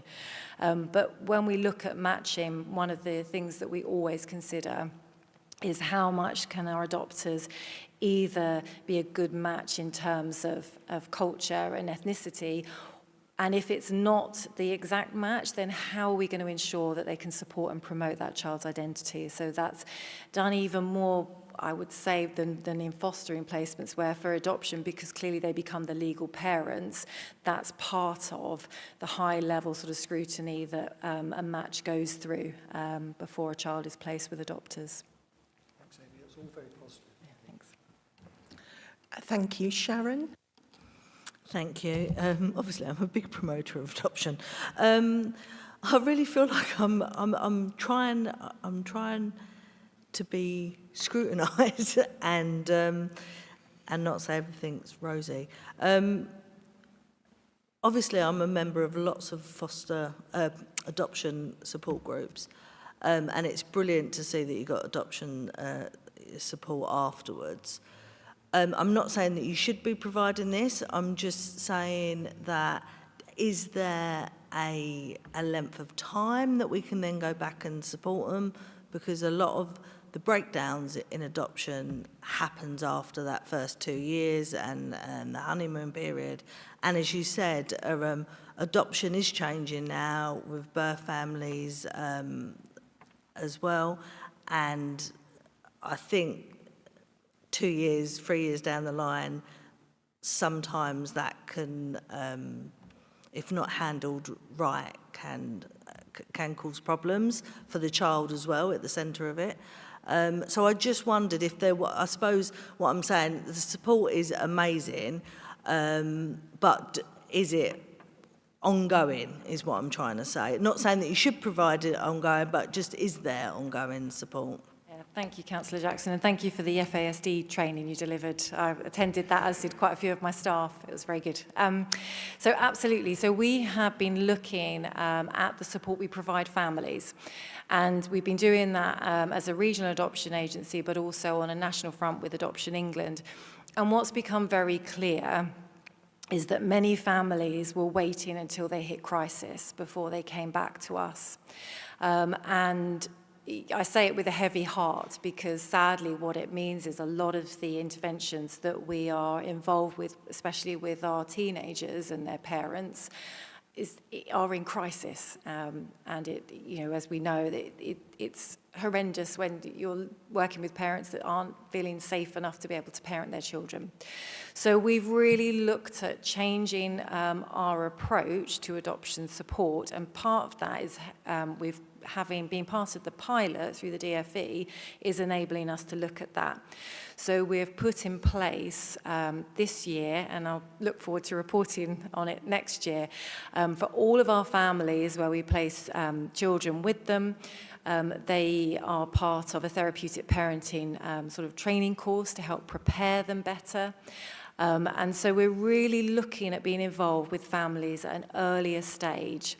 The other thing that we wanted to do was to help us to be more accessible for our families. And, you know, it's a really hard thing when you've adopted a child to admit that you're struggling. And we really recognise that. So what we've put in place is our catch-up call service. Again, we've been able to implement that through funding from the DFE, through their innovations grant.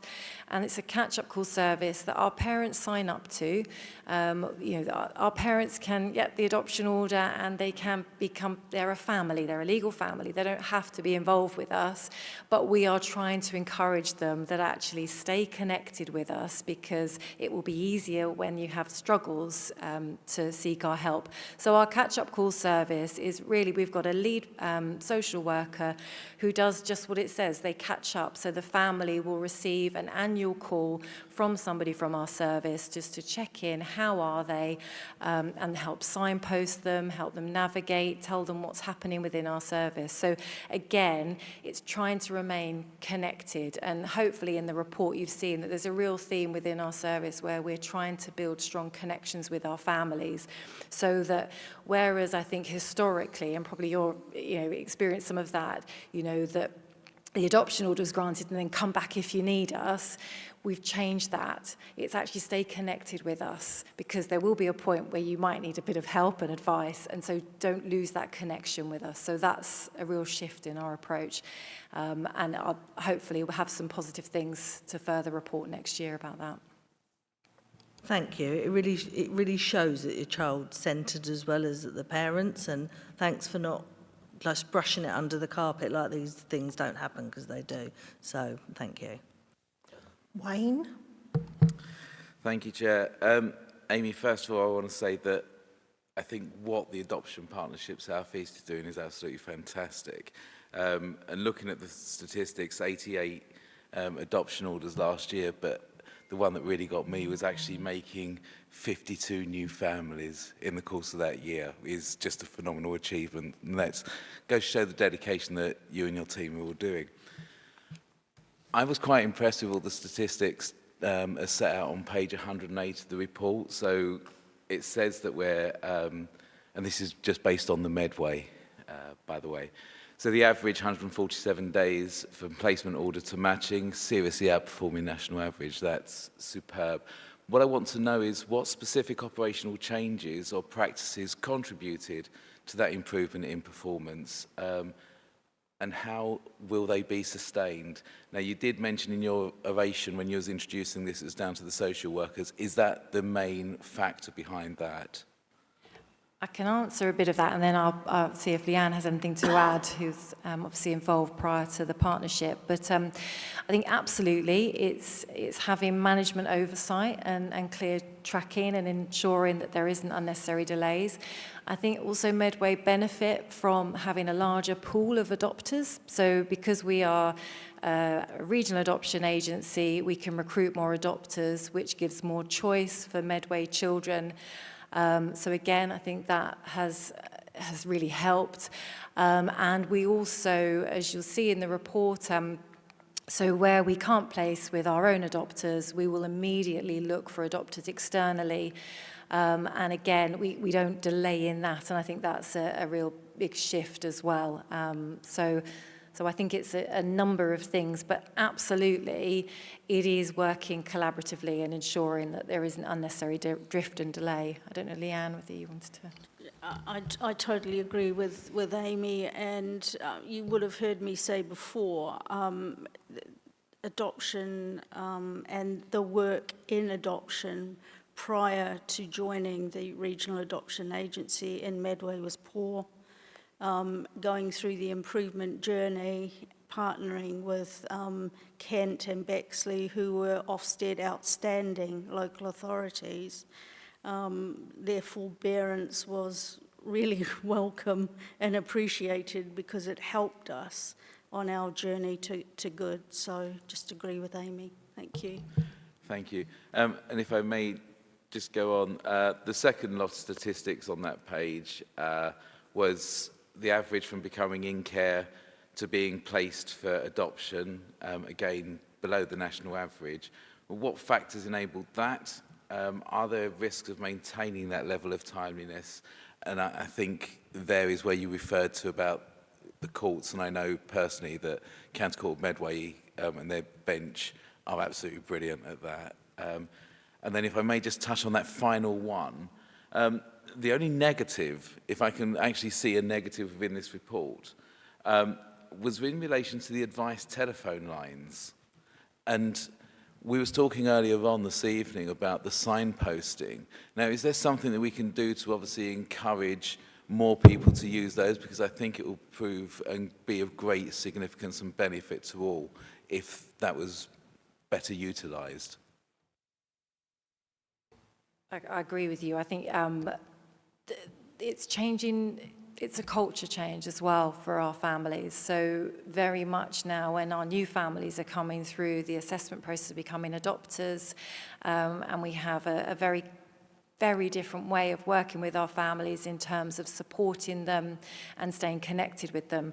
And my hope is that the more we can change that culture, that actually we're here to support and we want to be connected with you rather than feel as though we're there to, I was going to use the word scrutinise, but I didn't, sorry. But yes, I think that will help things.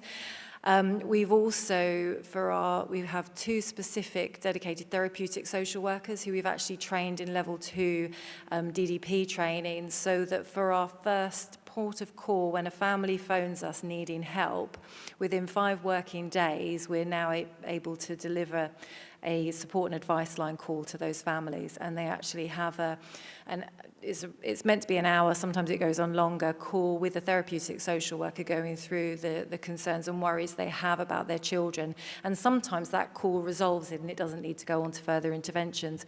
But absolutely, I think the more that we can have a relationship with our families where they find us supportive and their experience of us is supportive, the more likely that word will spread, and hopefully families will contact us more easily. Thank you. Leah?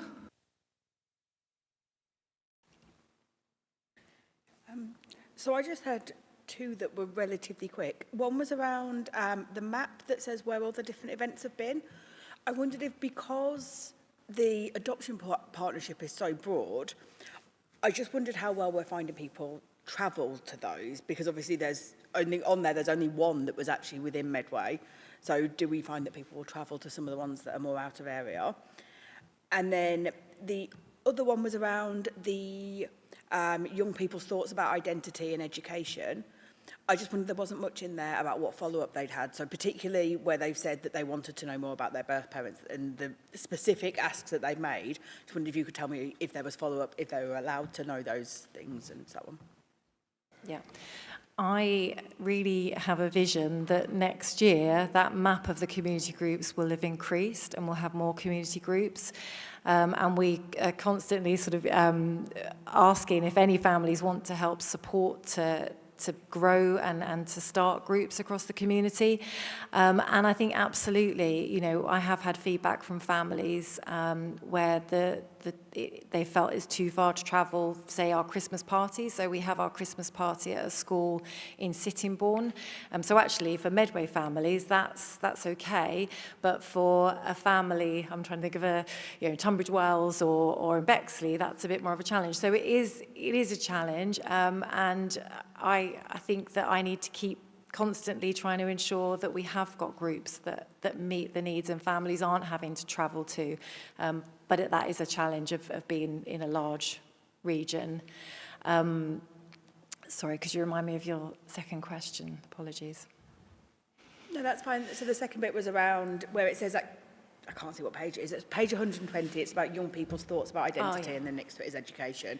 So just what the follow-up had been. Yeah, so what was really lovely about that young persons group is we ran that ourselves. So we had our own social workers facilitating that group. And so all of those young people that raised things that were close to them were then able to have that follow-up.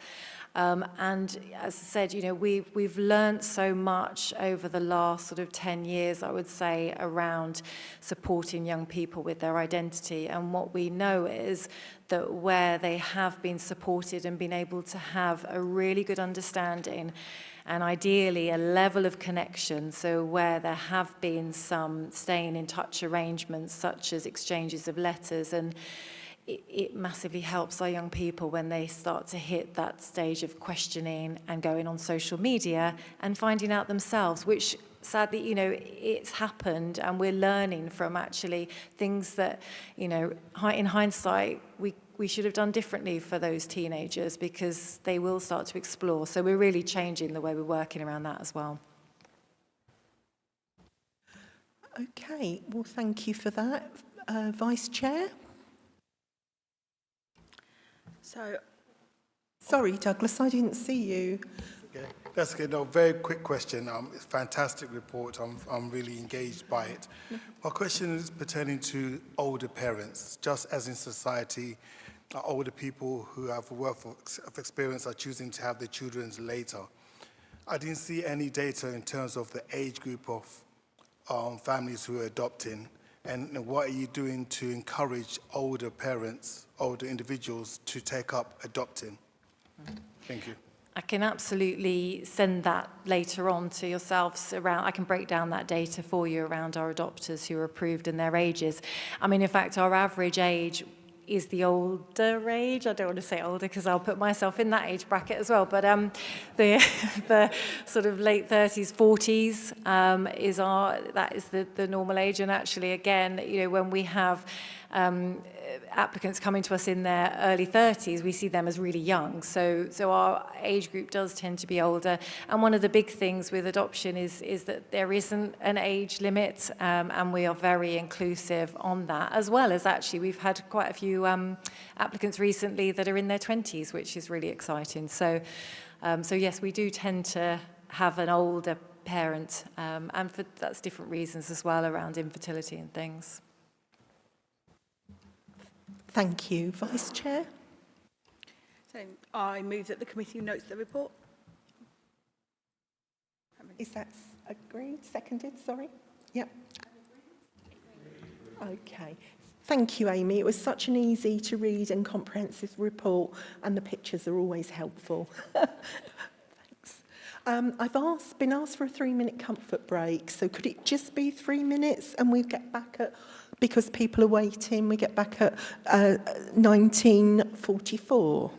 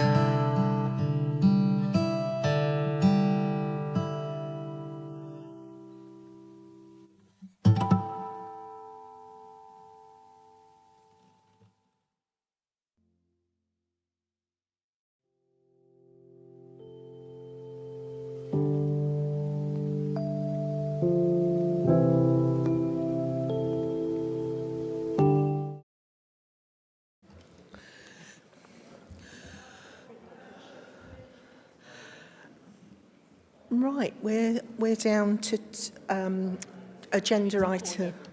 Oh, okay. Sharon and Keith, come on afterwards. 2 minutes. You've had 3. Okay. Right, are we? Yeah, we're all here. So we're now on to agenda item 7. But before I say that item, what we're going to do is I'm going to take the papers as read and we're going to go straight into questions. So a warm welcome, and that's what we'll do. And we're on compliments and complaints.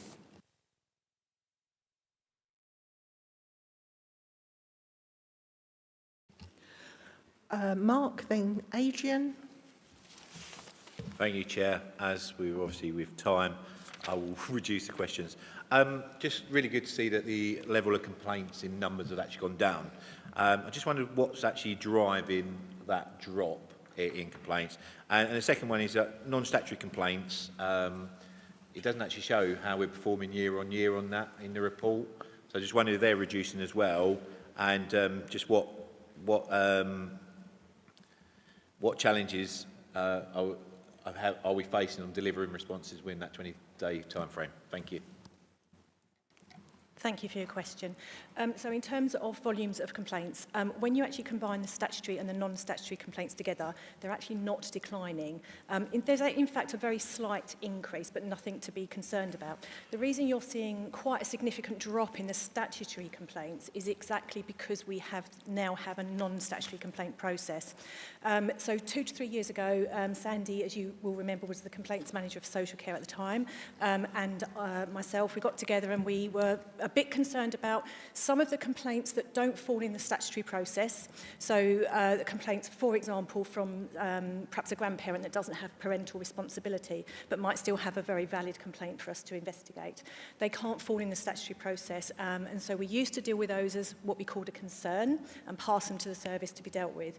At that point, there was no monitoring, no logging the complaints, no timeliness, performance and things like that. So we created, in consultation with the Ombudsman, we created a non-statutory complaints process.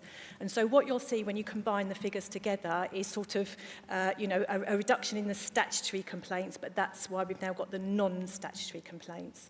I'm sorry, can I ask you what the second part of your question was again, please? With the non-statutory complaints, just wonder what the challenges are being faced on delivering the 20-day response. So are you referring to the fact that the performance is slightly lower than the statutory? I think that's really around the fact that we do prioritise the statutory complaints. It's so important. And as you can see, we're achieving 100% on those. So every single statutory complaint is going out within the 20 working days. With the non-statutory, it's slightly lower, but still well above our target of 75%. So I think we are falling at around, I'm so sorry, I haven't got the figure in front of me now because I've not done the intro. The performance is just under 90%. So still an incredibly, incredibly positive performance with just a few of those complaints falling slightly outside of the timescales. Where they do fall outside of the timescales, we do always keep our complainants informed and keep them updated so that they know what's happening with the case. And I think there was a third part to your question, wasn't there? No, there wasn't. I just want to say I wasn't aware there's a target of 75%. So on that, you're performing really, really well, and it's good to see that you're striving for 100% on complaints, but you're keeping everyone in full. So well done. Thank you. Thank you. Adrian? Thank you, Joe, and thank you, Michelle. Really good report. It's good to see the timeliness in dealing with the complaints has been very, very good. And the 12 complaints that went to the Ombudsman, none were upheld, so that's really brilliant. The only thing I'd like to just explore at the moment is how we treat complaints as a learning opportunity and dissipate that to people, because it says in one of the paragraphs or two, it was shared widely with the service, but then it mentioned having a 3-monthly meeting where these were dealt with. 3 months seems a long gap, because when I was working, we had what we called a monthly reading file. So if things like complaints had come in or new statutory instrument or something, we were supposed to read it and sign that we'd read it. So that made sure that any information that needed to be fed back to the workforce was done and signed for. So how do we make the learning opportunity, which I think is the most important thing about, besides making sure that the customer at the end of the day is happy, but the next most important thing after that is, of course, to treat it as a learning opportunity to avoid it happening again. So in terms of customer satisfaction, one thing I'd want to just quickly pick up on there, Councillor, is one of the things that you mentioned was the Ombudsman, the position with the Ombudsman. That's a really, really positive position for us. As you can see, only 12 cases were looked at by the Ombudsman. They chose to close all of those down without investigating them. So Medway Council have actually successfully investigated and closed 100 complaints this year, or in the previous year, successfully without the need for the Ombudsman investigation. So I think that's a fantastic success rate there. In terms of the learning, I think we're in a slightly transitional stage here. So Sandy, as you know, was very, very proactive so first of all, there was, as you say, the quarterly Children's and Adult Directorate team, management team meeting that Sandy and I would go along to and discuss the cases with senior managers. But in between that, we do also have our regular monthly reporting where we're certainly reporting the volumes and the performance and things like that. But Sandy would also very proactively meet with various colleagues in the services to make sure that learning was being taken back. She would also deliver workshops around the themes of the complaints and things like that. So there was a lot of other sort of sidelines going on, as well as the formal reporting and the formal management information that was going through. Leanne, did you want to add to that at all in terms of how we pass the learning back to you? Certainly. I mean, that's something that, as you'll know, we strive to learn from these complaints. And you'll also know that I take complaints and compliments very, very seriously. That's why you're seeing 100% return rate. The principal social worker works with themes, so if we have something around communication with families, for example, there may be additional training around that. So we kind of stick to themes, but it's certainly something we take seriously, that learning. We don't want to keep repeating the same mistakes. It doesn't make sense, so... Okay, thank you. Thank you for a comprehensive report. I'm interested in the compliments, and maybe this is for Leanne as well. Obviously, there seems to be some really gushing compliments, and I wonder if we're spreading that love, that passion, that expertise, maybe mentoring our newbies or part of induction or support programs, spreading that love, really. Okay, thank you. So if I could start to answer, and then I will hand over to Leanne on that point. So I'm really pleased that you brought up the compliments. One of the things I have noticed is that we received 22 compliments throughout that period. And when I looked at the proportion, how that compares with complaints, we're looking at 1 in 5, which is absolutely phenomenal. I'm really, really pleased about that. We're also, on the theme of compliments, we're more proactive now about raising awareness that we actually even log and record and share and celebrate compliments. So through training, which has now become mandatory for all frontline staff, we are increasing awareness that we're doing that and encouraging staff to make sure that they are capturing that information, because you're absolutely right. It's so important that we're learning from those positives as well as what's not gone well. So in terms of the part of your question in terms of how that's being shared, from the complaints team, we share that through monthly reporting and encourage, and we also log them back to the relevant manager so we can make sure that it is going to the relevant team and encouraging those discussions at that end. But perhaps I can hand over to Leanne to what happens next. I mean, I think it's only right if staff are seen to be coming up short and are challenged about that through complaints, and we do something about it, then in my view, it's only right that when staff are doing very well, do that extra mile, that they too are recognised. And we don't go looking for compliments. We never do, but it's an interesting thing because Michelle's right, we're receiving more organically, and the AD for Children's Social Care will often put those compliments in her weekly newsletter so everyone knows about it and everyone can celebrate that. Okay, thank you. Leah. So I just wanted to make sure, how are we ensuring that making a complaint doesn't then become a detriment to your case? Because I think sometimes people make a complaint which has a statutory sort of, we have to get back to you within this amount of time, and then if they then contact on their initial inquiry, they're told, well, you've got a complaint active, we can't deal with that until afterwards. It feels like sometimes it actually creates a further delay in the fact that they've complained. So I don't know if that would go to you or Leanne, but just... No, I will be honest, I'm a little bit confused with that question because I'm not aware that there are certain times when we are prevented from investigating a complaint, and that might be, for example, if the case is open to court proceedings or if there's a safeguarding investigation on that kind of thing.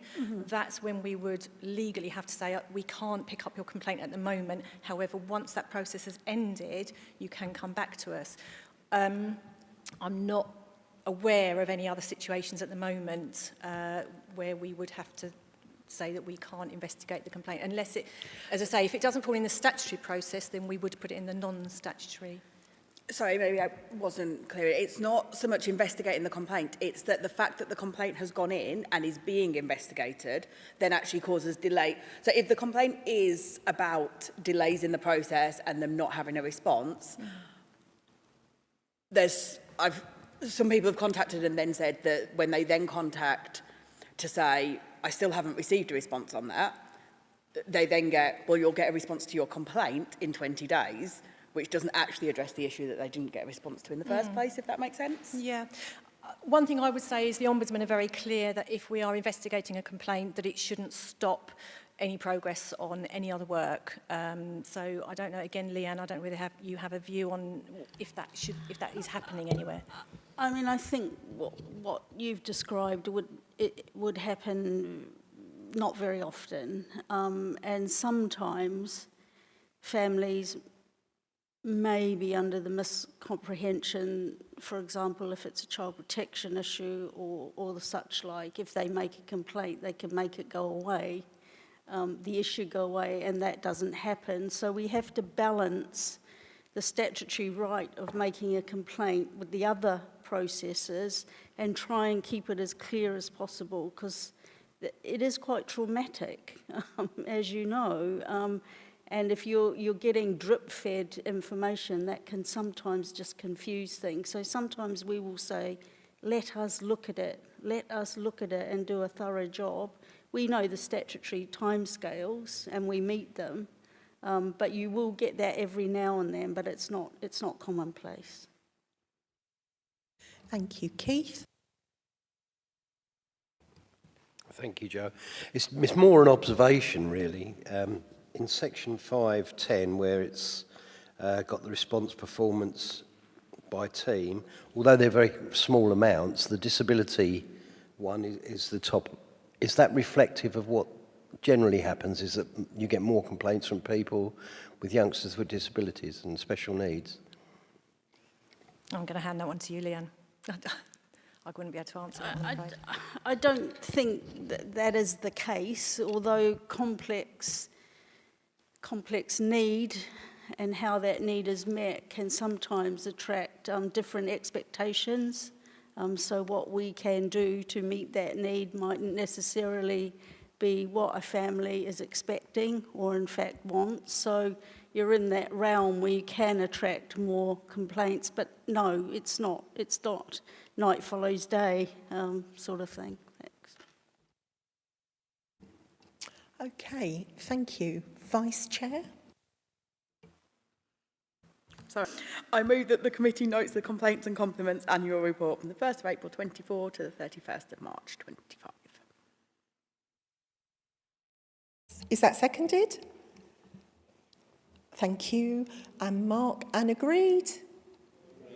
Thank you. Thank you both. You had a hard act to follow, but you've done a great job. Bless you.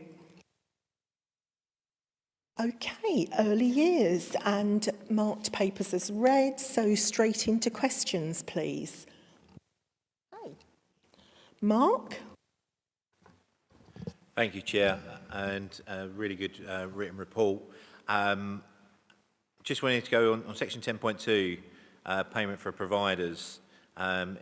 with the stating about the minimum pass-through rate rising from 95% to 96%, and then from April next year to 97%, resulting in a drop of around 900k, which the authority had to provide additional central support. Could you just go through what challenges would that bring to to Medway Council in being able to support the early year providers across Medway? Thank you. So that's that's a reduction in the funding that we get that we can spend on staffing for early years. So the impact is that the council has to find that money elsewhere within its budget. It means more of the funding, the early years block funding, is going to early years providers, but it means we have less in the pot to build our staffing team. Would that result in potential job losses? No, not at the moment. Okay, Leah. So I need to stop eating them until it was the similar question to what I asked Ailish before. Like I said, I wasn't sure where to put it, so I just wondered if you could talk about how the Best Start hubs and the kind of new reinvigoration of Sure Start and how that will look, how that can then be used to help parents in early education. So how can that be fielded through? Thank you. The partnership work that we have with Ailish, and we were just mentioning a moment ago, is absolutely integral to the work that the early year SEND officers do when they're in settings, when they're in one of our 260 provisions, talking to childminders, talking to PVI settings, giving early years briefings, and being able to give advice specifically for individual groups of children or individual children. Armed always with the signposts towards the range of services that Ailish and the team have outlined to us this evening. And the work in the hubs, again, is part very much of that work. So the design and the aim is always that an early year SEND worker would be available in that hub on a rotational basis across the course of the week. And I think that the reality is that we have at the moment a small team with a huge caseload and lots of inquiries and referrals. So we've chosen to make sure they're deployed out in those settings. But the vision very much would be to have more time and to divide their time in the hubs front-facing alongside that work. But we're a little understaffed at the moment. We're aware of that, but very much committed to being able to promote and signpost towards the services. So it wasn't so much just about SEND work. It was about, in fact, just the universal parenting kind of. Obviously, this is before children have started school. You have a child from newborn to 2. What are we offering to parents to aid in education at that point? I'll come back in again. So, whilst we don't have the specific guidance down yet, we do have an indication of some of the things that the programme is going to focus on. And it's very much talked about the home learning environment. So that's how we're supporting children before they start school. Some of the programmes that we spoke about already, such as the the name's gone completely out of my head. Tiny Talkers, and Little Adventures, and a whole range of other programs. We've got a parent-infant relationship program. We've also got a universal parenting program, which is trying to replicate the NCT-style postnatal programs that are available to families who can afford it, but our offer is free. So all of that is about the whole mission of the Best Start in Life program. Is to achieve that target of school readiness. So we're confident that the program is going to be focusing on that early year support to ensure that children are school ready and able to engage as soon as they start the program. But as I said earlier, we don't yet have the guidance down to be able to be very explicit about that. The only other thing I would say is that there does seem to be more of a focus on SEND support in the Best Start in Life program, which wasn't embedded in the Start for Life program. Okay, thank you. We've got Adrian, then Stephen. Thank you, Joe. This looks like it's been a very thorough report, and there's a good list of recommendations there on page 178. That's really good to see, but the real benefit comes in eating the pudding. So would it be possible, perhaps Vice Chair and Joe, to have this report back in 6-9 months so we could have some feedback of how these recommendations have worked? Because otherwise, you know, these things get lost a bit, don't they, in a big organisation? But you know, I think you know that list of 9 recommendations is very thorough, in depth, and I think shows a good quality of report. So, but it would be nice to get it followed up so we can track it in the future. Thank you. That's a good idea, and Celia says yes, so that's fine. Okay, and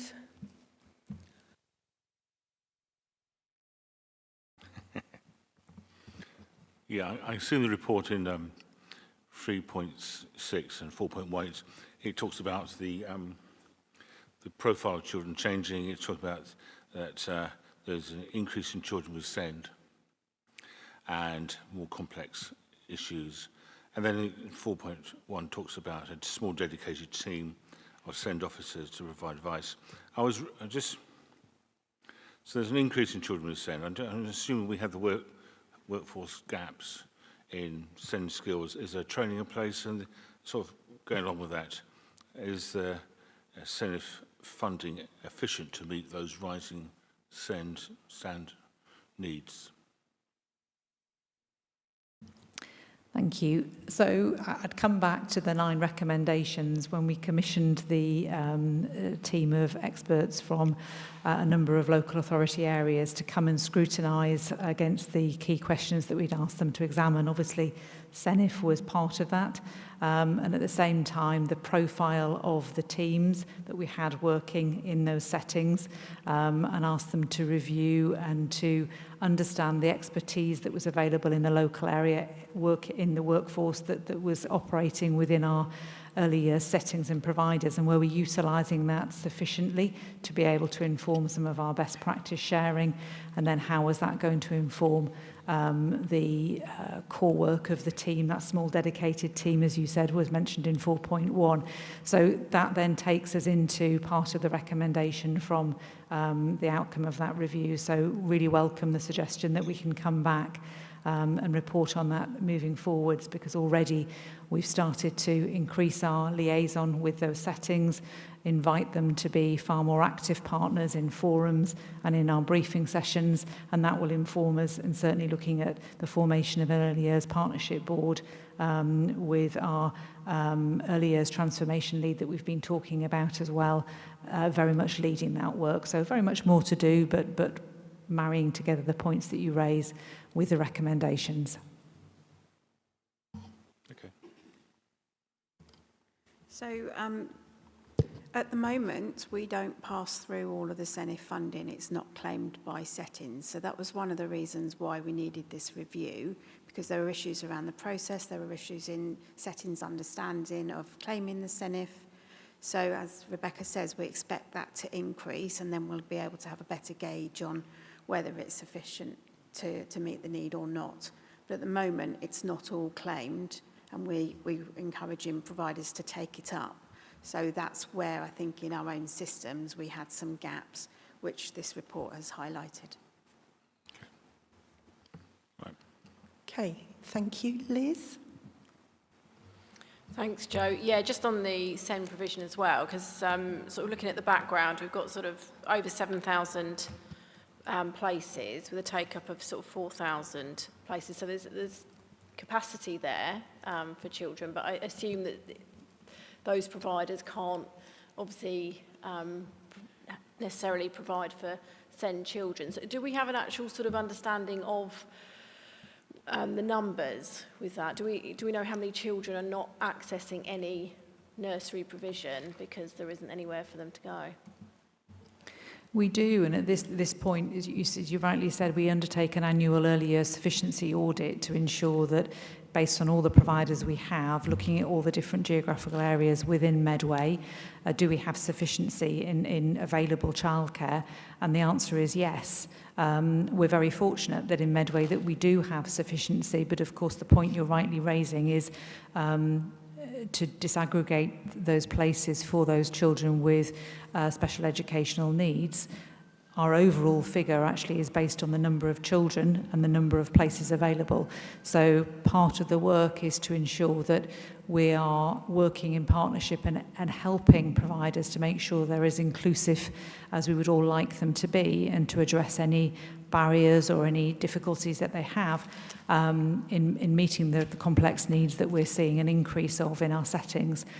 One of the aspects that we're really pleased that we've been able to utilise some of the government funding on the wraparound care, so before school and after school clubs, and also our extended entitlements programme, when we've outlined in one of the tables in the report where there's obviously a greater amount of childcare support to enable parents to get back to work if they would like to. And what we're seeing is that the uptake of settings to say, can you give us some additional funding to be able to address some barriers in being more inclusive, whether it be in resources, whether it be in small building adaptations. We've got a really good take up on that. So again, we're rolling the next phase of that work out, but it's very much designed as that wider inclusive agenda that we have. Thank you, because I assume with sort of those figures that because you can't force providers to do something that they don't feel confident to do, and we wouldn't want to do that either. They need to, it needs to be a good provision, not just doing it forcibly. But I assume that those sort of figures would kind of reduce because if you're taking sort of children with SEND, you might not be able to offer therefore as many places. If you look at specialist schools, they may have 8 in a class rather than 30. So I guess where we've got sort of exceeding 3,000 places, that could go down considerably. But how do we work with sort of, we can't force private providers to do. What are we doing sort of in-house to ensure that we do know the exact number of children that don't have any nursery, they're not in nursery because they can't access it, do we? So we know the proportion of children that don't take up the free childcare offer, and you're asking specifically around SEND. It's very difficult to get that figure because they don't have SEND identified before they go into nursery. If we look at sort of total pupil population, you're looking at 4.3% within EHCP as they get older, so you could make the assumption. We do have observation and assessment places in nurseries that are vacant. The nurseries that we fund to support that are not full. So that piece of work about identifying where those children are, and obviously we've heard very clearly earlier this evening, it's about identifying the need and putting the need in place rather than, or before, putting a label and a diagnosis. So at that very early stage, very few children have the diagnosis, and the ones that do go into specialist nurseries. They're our most complex children, and they automatically go straight into a specialist nursery. That's a link with the health visitor and the SEND team. So like all of our work, it's about inclusion, it's about supporting our childcare providers, most of who are PVIs, to access the SENIF, to put that additional support. And our early years team are all SEND support team, so they go in advising nurseries on how to do that. It's very, I wouldn't say it never happens, but it rarely happens where a nursery is refusing a place because of the needs, unless that child is so complex and we put them in another place. So we support nurseries to put them in. Okay, thank you. Douglas? You're okay. Can I just ask a couple of things, if that's okay? Having read the McAllister review and obviously the Casey audit, we're talking about, and this has been alluded to before, best start in life, or the first 1,001 days.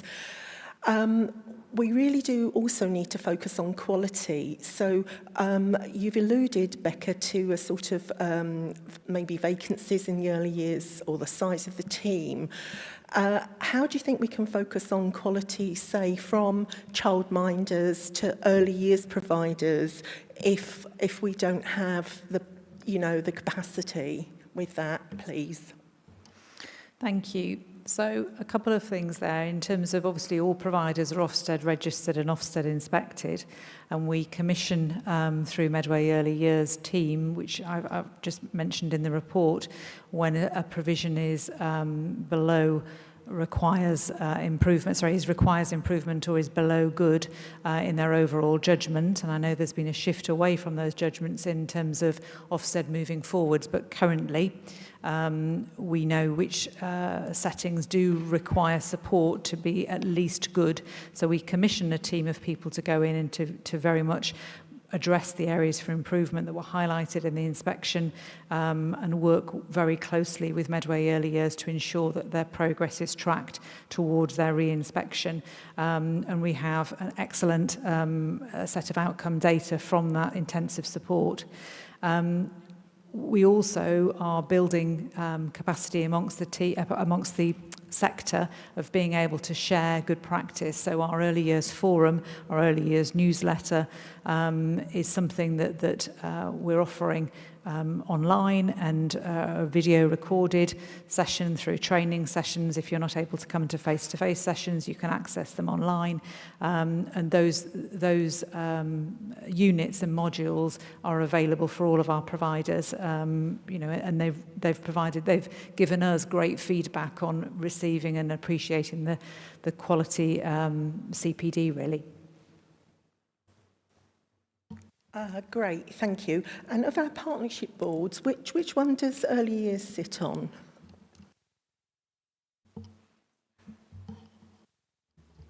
Sorry, you mean in terms of this partnership board? So it's being established at the moment, an early years partnership board. So at the moment, early years is included in education representation in all of our broader SEND partnership board, Medway Education partnership group. But one of the outcomes of this review was we need a very specific focus on early years and a board just to drive that. So that's what we're working on at the moment. Yeah, I think I worded that question not very well. Obviously, when we had Every Child Matters agenda, we don't often get health to the table. So when we're talking about that, because it is, as Eilish has said, it's got to be a partnership, because we're in it for the children, really, and it takes a community to raise a child, and all stakeholders need to be available. So where do you see that going, please? Yes, so all of those wider partners are absolutely going to be on that early years partnership board. Thank you. Any others? No. Vice Chair. I move the committee notes this report and that we receive an update on the progress of the 9 recommendations on a future agenda. Is that seconded? Yep. Thank you, Damola, and agreed. And elective home education focus group. I take the papers as read. Any questions? Wayne? Thank you, Chair. Now, in the past, I've had discussions with Douglas on this area, as he may know, and I think he'll know that I absolutely hate bullying in any form, and it's often said in this group we need more love and care within our community, and this is one area where I think this would actually really benefit.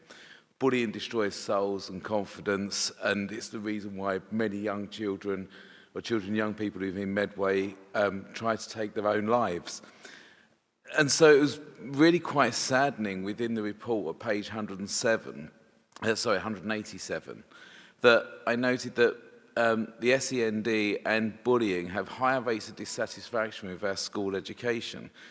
These rates are double or just over double the national average. So what I'd really like to know is what specific actions are being taken to improve inclusion and support in mainstream schools to try and get these percentage figures down And for the record, I do note the recommendations in the report, but I want to know how we're going to actually implement them. Thanks. Thank you. So there's a number of actions, like you say, that you've noted. This report has gone out to all schools, and the conversations that we've been having in the school forums have been very productive. We've had meetings with individual CEOs and their head teachers talking specifically around this, where there is a high level of this within their trust. We have an inclusion conference on the 6th of November, where we have Ofsted come in to talk about the new or the revised inspection framework, where inclusion will be a judgment on its own, a grade, it will receive a grade on its own. They are coming to talk at that conference. We have CESLIP that's coming to have courageous conversations with groups of heads around how we work to resolve these issues within the system. I mean, this is the report that this group helped with in terms of understanding why parents made the decisions. So, to be fair to schools and providers, we didn't ask schools for their input and feedback. This was just to understand the points of views of parents. So that's what we're reflecting. These are the views of those parents that contributed. The whole national agenda around inclusion has shifted. DFE, the Ofsted inspection framework, the move for schools, it's becoming the key issue about giving additional support, funding, training to schools to enable them to be more inclusive. And when I say inclusive, take more children with more complex and needs and be able to cater for them is essentially what we're talking about when we talk about inclusion. Thank you.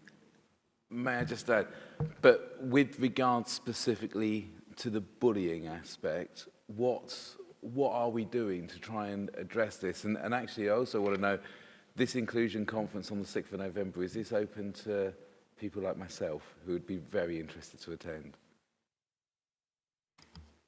So we have got some counsellors coming to the inclusion conference. It is mainly for schools, though, to have those conversations, to really talk about the challenges and to come up with some solutions. That's why we've got external parties to facilitate it, because we're all part of that education system. In respect of the bullying, where we get that through, so where we get that through from a parent or a complaint comes through, we deal with that in the individual instance, we deal with it in the school. We do have template policies around behaviour management and all of the kind of policies that schools have. So we have draft policies so schools can use those. Like I say, it's really quite difficult. For individual cases, we absolutely follow up with the school, and where appropriate, we take action. Obviously, for schools that are academies, we contact them, but we expect the school to go through their own due process in respect of that. Adrian? Thank you. It's interesting that we're talking about this subject at this time, because I believe the inquiry into the pandemic is looking on how the pandemic affected our children. And from what I've understood, what I've read over the last few years, it's been pretty catastrophic. That time out of school has put a blot on a lot of people's lives. So I think that emphasises that homeschooling is not the answer for the vast majority of our young people. And I think we've got to look at, as we were just speaking about a moment ago, that removing those barriers that give that desire to not go into conventional education. I mean, the benefits of being with your peers for a number of years, I think goes through the whole of your life. Very, very few of us will ever work as individuals, we all work in teams of various sizes and functions. You have to learn at a very early age how to get on with people, how team working works. And if you're stuck at home for your developing years, you're not going to get all those. And I think we're going to add on to the damage that's been done by the pandemic by not tackling the issue and making people have a reason for not going into normal education. Our children have suffered enough over the last few years. It'll be very interesting to see what comes out of it. But of course, hindsight is a wonderful thing, and we can all say, "Oh, yes, we should have done it better or done it differently." But we've got to live in the real world where we are, and I think we've got to learn the lessons from this. I think the lesson is that normal education is the best for the vast majority of children. Thank you. Thank you. Can I have Sharon, then Douglas? Thanks, Jo. I suppose this is not as much as a question as a comment, I suppose. When me and Keith, when they changed from statements to EHCPs, we went and did lots of work on them, and we were told that they were changing because the H in the EHCP would, the health and the health of the child would be taken into consideration. And I feel that I've advocated for lots of children and gone into schools, and I've been there when health has not been taken into consideration, whether that's mental health or they've been masking at school, and as a parent, to see your child, I mean, if we were adults and we were in a job that was causing us stress, we would tell you to move your job. So I think there's sometimes, as a SEN parent and carer, sometimes you just think, I have an antidote, my 10-year-old tried to take her own life because she couldn't cope at school. So I'm quite passionate about this. And I do agree with inclusion, but I feel that the confidence has to come there. If a child doesn't feel confident in school, and then that adds on to the bullying aspect, because they become a weak link, whether they like it or not. So I am really, ended up home educating all of my children for small amounts of time until we built their confidence back up, and then they went back into the school setting.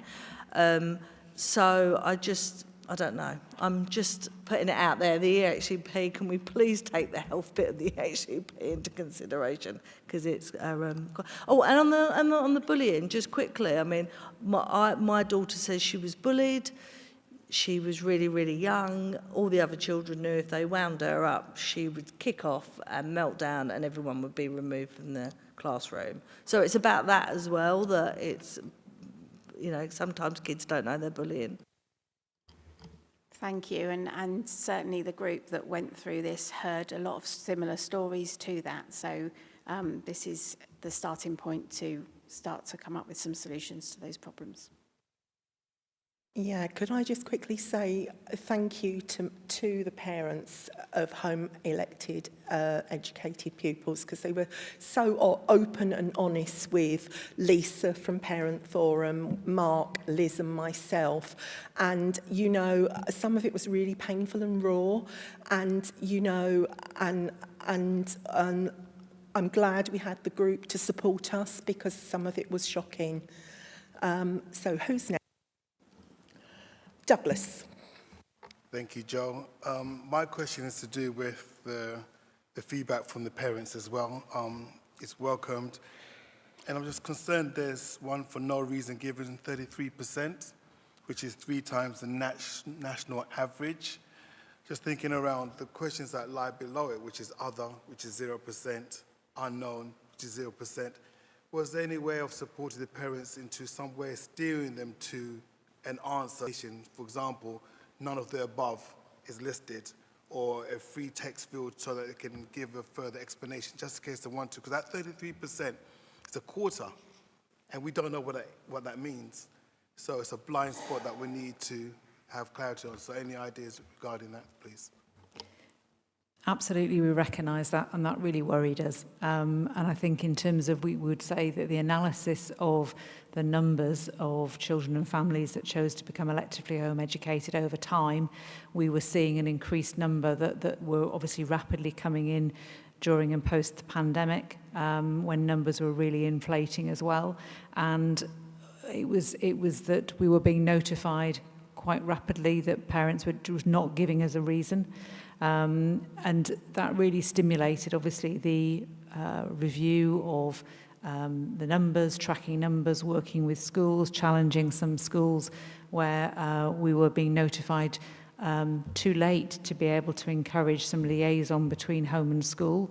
So all of the learning that's come out of that period of time has informed an improvement into the service at this time, and we really welcome the children's wellbeing and school bill, which does give us, hopefully, some additional responsibilities and some steer to be able to decline some requests to become electively home educated where needs are seen as too complex, or often as well when a decision has been made that's not always in the best interest of that child, and there needs to be some mediation between home and school as well, possibly with the role of the local authority as part of that. So there's lots of work to be done on this, and I think that 33% did cause us quite significant concern, but recognising that some of it was during a real peak of an increase of time as well. But more latterly, we're really homing in and better understanding what those reasons are, and that's what we've shared and presented to schools as well.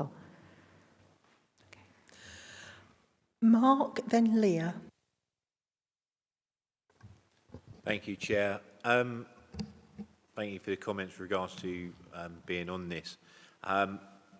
Speaking to the parents, I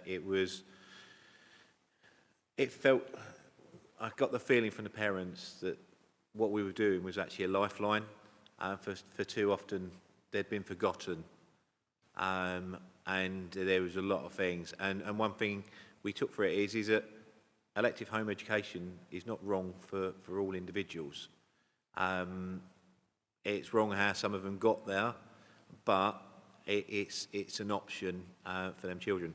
But what we need to make sure that we ensure, and I think through this report, is that going forward they know that one organisation cares, and that's a local authority, and making sure that we're there to work with them. And if it is in the best interest of that child, that are electively home educated, that they get all the support to take away a lot of the barriers, like the ones on exams, the barriers for them doing exams, just making sure that they've got that, they get treated and get the support that every child, regardless whether in the school or electively home educated, gets. And I think we need to show to all of these parents that their voices count and their children count, and we're there for them. And by going through and adopting these recommendations, that will tell them parents that opening up to us, and some of them it was some really heartbreaking stuff. And I must say to Lisa and to Joe, who sat in every single one of their meetings, it was hard enough for me doing one. So it's just making sure that we take this opportunity, that they feel included by a local authority. Thank you. Thanks, Mark, for that. Leah, then Keith.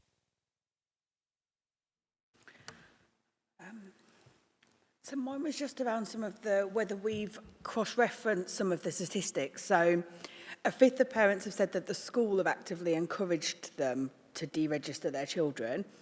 I wonder whether we'd cross-reference that with maybe whether that is for like the parents who have said that the reason they deregistered was SEND reasons.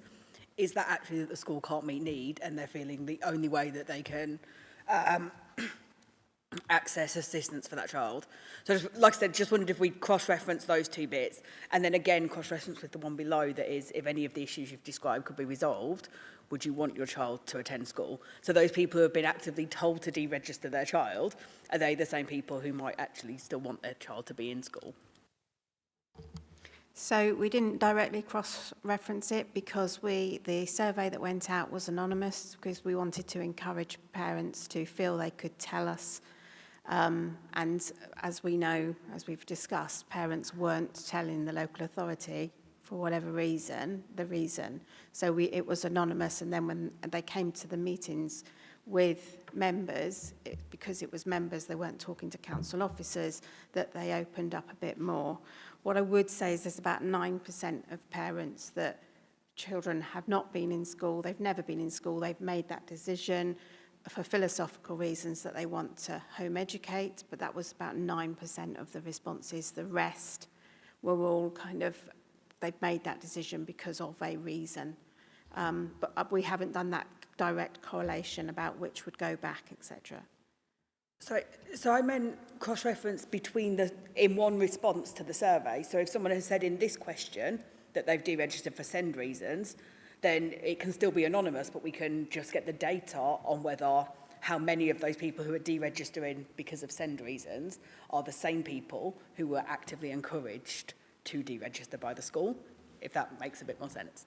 Yeah, it does, but the survey was just one of the responses. So the overarching reasons that you've got, some of those were given through conversations. So we can do it, but it would just be for the survey cohort, not for all of the people that turned up to the meetings and had those one-to-one conversations. Keith and Lenny. Thank you, Jo. I've actually been watching the the COVID inquiry this week, and one of the, to back up what Leah was saying, is that there was a big question about children with SEND, or their parents being asked to, off-rolling was the term used. And that obviously led to a lot of issues with parents. Also, the child had been used to being at a particular school, so if they've got anxieties about being in the school that they're already settled in, you can imagine what's going on. So, but my point is that I'm interested in you were talking about the developing the strategy. Would you involve the parents with that? So absolutely, yes, we will be involving parents and the parent carer forum within the strategy. What I would say is that we do hear stories, and you can see from the results that parents feel they have no choice but to electively home educate their children. What the head teachers agree is that if a parent does that, then when they want to come back to school, they automatically get a place in the school that they off-rolled the child from, or they made the decision to remove the child from. That's fair then across all schools, and it does discourage schools saying, actually, I'm going to encourage you to off-roll, because as soon as we pick them up or the parent makes the decision that they want to come back, they come back on the roll. So it doesn't help anybody to remove their responsibility for that child, and that's been in place for some time. And I know certainly at the secondary head teachers, where they are reviewing FAT protocols and working together to resolve some of these issues, that has come up as well. So yeah, anybody who's electively home educated who doesn't want that anymore just needs to contact us, and they will get a place back into the school that they off-rolled, or we'll let them know where other schools have places. Lenny Vendemone. Thank you, Chair. Just a couple of points, and there's one question in there as well. I think going back to what Rebecca said earlier about the link between when parents make the request, it's really important that schools have that meeting, don't remove them from roll, and I think maybe that happens when it shouldn't happen. And I think sometimes parents maybe sometimes act on impulse, so actually having that meeting is a really important thing to have. My question is about point 6.2, where some parents have said about the delays in support. Has elective home education resulted in them getting further support and therefore getting what their child needs, or does it hinder the support their child gets? And my final point is just, You're right what you're saying about the national picture on inclusion changing, but I really think you're doing a lot to support schools in terms of really great inclusion conference being planned. But I think the work that you've done that started a few years ago, the trauma-informed work, and I see references to that in there. So on behalf of schools, I thank you and your team. Thank you. In terms of the support a parent gets, when a parent decides to electively home educate, they essentially remove the statutory duty of the local authority to provide anything. So it's actually a disadvantage because the responsibility falls to the parent. If a child has an EHCP already in place, then the local authority does have a duty to make sure that the provisions within that EHCP continue to be met unless the parent doesn't want them. But that would be, so we would be saying actually they need to go to a school and get this, and the parent might say, well, I don't want them to go to a school, so they are then removing the responsibility from that. So absolutely, if they've got an EHCP and we've made aware, we follow it up. Like I say, Rebecca and her team do the follow-up with elective home education, but it is not a good choice for parents if they think it's going to fast-track the system, because it just takes them out of it. Thank you. Demola, then Liz. My question was actually around the support that parents get, but I feel like Celia has sort of touched on it, and it really is. But I think my worry is that given that our schools are stretched, and from the SEND perspective, and even from just children who may not feel comfortable in school, and maybe that school parent and child relationship has broken down, it's almost not able to be repaired. So if they leave, there's no material, nothing we're sharing with them to make sure that that child doesn't fall behind, because sometimes the parents are forced and the child is forced to kind of stay out of that school, and it's kind of like, so they choose the education or they can't choose the education because they're not comfortable in school, and it's almost like they can't have one or the other. And I know it's a statutory kind of situation, but I'm just worried if we're going to see more of that, almost unavoidable, how are we going to kind of bridge that gap so our children aren't falling behind? So absolutely, that's the concern that we have such a high number. They do get a follow-up conversation, and the responsibility of the parent to educate is still there, and that needs to be a broad, balanced education offer. Now, we have a duty to record them as electively home educated and to try and assure ourselves that that education offer is appropriate. But if the parents choose to not inform us and not let us know, then we don't have any levers to do that other than to go down the route of a school attendance order, where we'd need more significant evidence. So absolutely, it's an issue. And you'll see in the report that one of the issues that we find is that when a young person gets to the age of 15 and needs to take their exams, well, I think one GCSE paper is £30, and you have to get yourself registered at an exam centre, and there's very few around, so they're having to take their children. And certainly on the support that they were asking for, it was about how do we enter our children for exams. There are a lot of elective home education websites, there are a lot of online resources, there are a lot of charities and companies that are set up to support electively home educated families who can afford to pay for the additional experiences and tuition, etc., that are out there.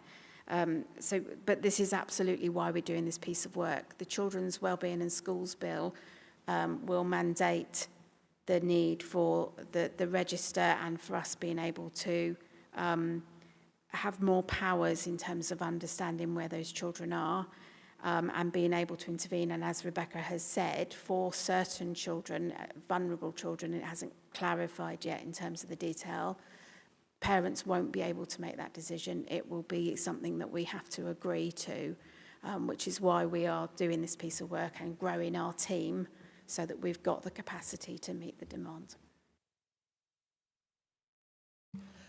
Okay, thank you. And Liz. Thanks, Jo. And yeah, I was really pleased that we've started this piece of work. So I think it's been a long time coming. You know, and with our figures as they are, I think it's really important. And I think, you know, Joe's right, the families were, you know, really appreciated having someone to speak to. And I think that's sort of has been part of the main problem that I saw with it, that it's this sort of in our table of recommendations, sort of, I know they're not ordered in importance, but the last one on there I think is probably the most important, the communication that we have with these families, because from what I understood, it wasn't, they made these decisions often because they felt forced into it for whatever reason. But I think, you know, what we heard was they didn't necessarily regret that decision. So although we may here sort of take a view of it being a negative thing, I think the families actually found that once they'd made that decision, it'd been a positive thing for their child and for them as a family. But there were families that wanted to maybe get back into an education setting. So because there was lack of communication, it became very difficult because they're missing deadlines and things. So I just sort of want to ensure really going forward that sort of communication is first and foremost, I think, with all the work that we do. Yeah, I think that was it really. Yeah, thank you. Yeah, I agree. And the communication is really important. And what we need to bear in mind is we put this out. We have 1,300 families, around 1,300 families that electively home educate. Within this process, we saw and spoke to about 160. So, and they will be the 160 who are actively engaged and wanted to engage with us. So there's a big gap there. And those families that aren't doing it and go, oh, can't cope, I'm worried we haven't yet come across, we haven't yet got that. Thank you. And finally, I think we need to big up our youth service, Dr. Roy Smith. They do that stuff at Strood Sports Centre, but some of the families, you know, for the Duke of Edinburgh, for home elected educated, but some of the families said they didn't know about child-friendly Medway. I know we do have a bit on our website, but it's getting it out there more, because there are stuff that, especially the least I suppose rich families can dab into. Vice Chair. I move the... Oh, sorry. So when I spoke earlier, I did mean to request that the same as Adrian did, that we just get an update on these recommendations. I don't know if the time frame's as good, if 6 months is probably long enough, or... Well, you also requested an update on the actions on the Children's Wellbeing in Schools Bill, and this is part of the Children's Wellbeing in Schools Bill, so we can... 9, probably. Yeah. In that case, I move that we note the findings of the review. Is that seconded? Adrian? And agreed? Thank you all. And item 10, 1 Medway, performance monitoring. Take it as read. Questions? Adrian. I know this is fast becoming the season for flags, but I have to say it's extremely disappointing to see so many red flags flying through this report. Of the KPIs that are under the auspices of this committee, 53.8% are significantly below target. For delivering quality social care and community services, it's even worse at 57.1%. Benefiting from good education, quality jobs and a growing economy, 66% are below target. And for improving health and well-being for all, we've hit the jackpot. 100% are below target. This is not a very good report. I don't think we've got time tonight to do it justice, because there's other people who want to take over our desks here.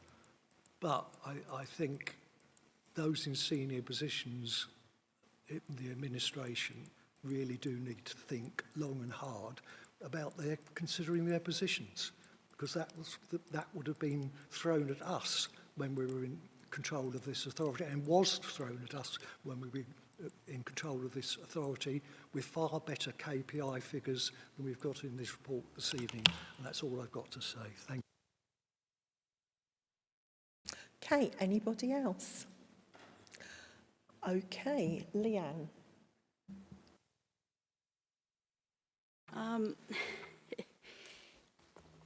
You would have heard me say before, measure what is easy and you miss what is essential. And this is a change in terms of the way we are measuring. The narrative alongside some of those reds gives you the reason why. Medway's Children has historically chosen to measure what is easy. And if I may be so bold, that led Children's to inadequate. So I'm just putting a caveat out there. I absolutely accept what you're saying, Councillor Goulven, but these are real stretch targets. This is getting to the meat of what Children's needs to be doing. It will take me some time, but I can assure you, and I've got a head of service over there nodding, we will get there. And I don't really have much else to say, Chair, because the narrative does describe exactly what the position is. Absolutely, and they are smart and ambitious targets and on the journey from good to outstanding. Thank you. Vice Chair. I move the committee notes the Q1 25-26 progress of the performance indicators used to monitor progress of the Council's priorities. Can I just check, actually, those performance indicators, we've set those ourselves, haven't we? They are targets that we have set ourselves to hit. Yeah. And then 1.2 is that the committee notes the strategic risk summary as set out in Appendix 2 to the report. Is that seconded? Thank you, Damola, and agreed. Thank you, committee. And last item, work plan, over to Stephanie.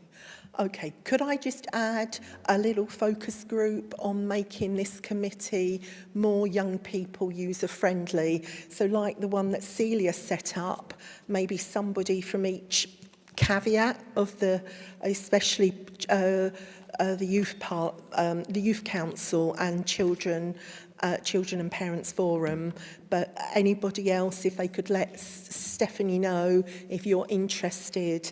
You know, we've had some time first names, we've had some time young people going first. Where can we go next for participation? Thank you. Okay, well, thanks everybody for this evening. Oh, yeah. Oh, and agreed the work programme. Is that seconded to add that to the work programme and agreed? And this is the end of the meeting. Bye-bye. Thank you.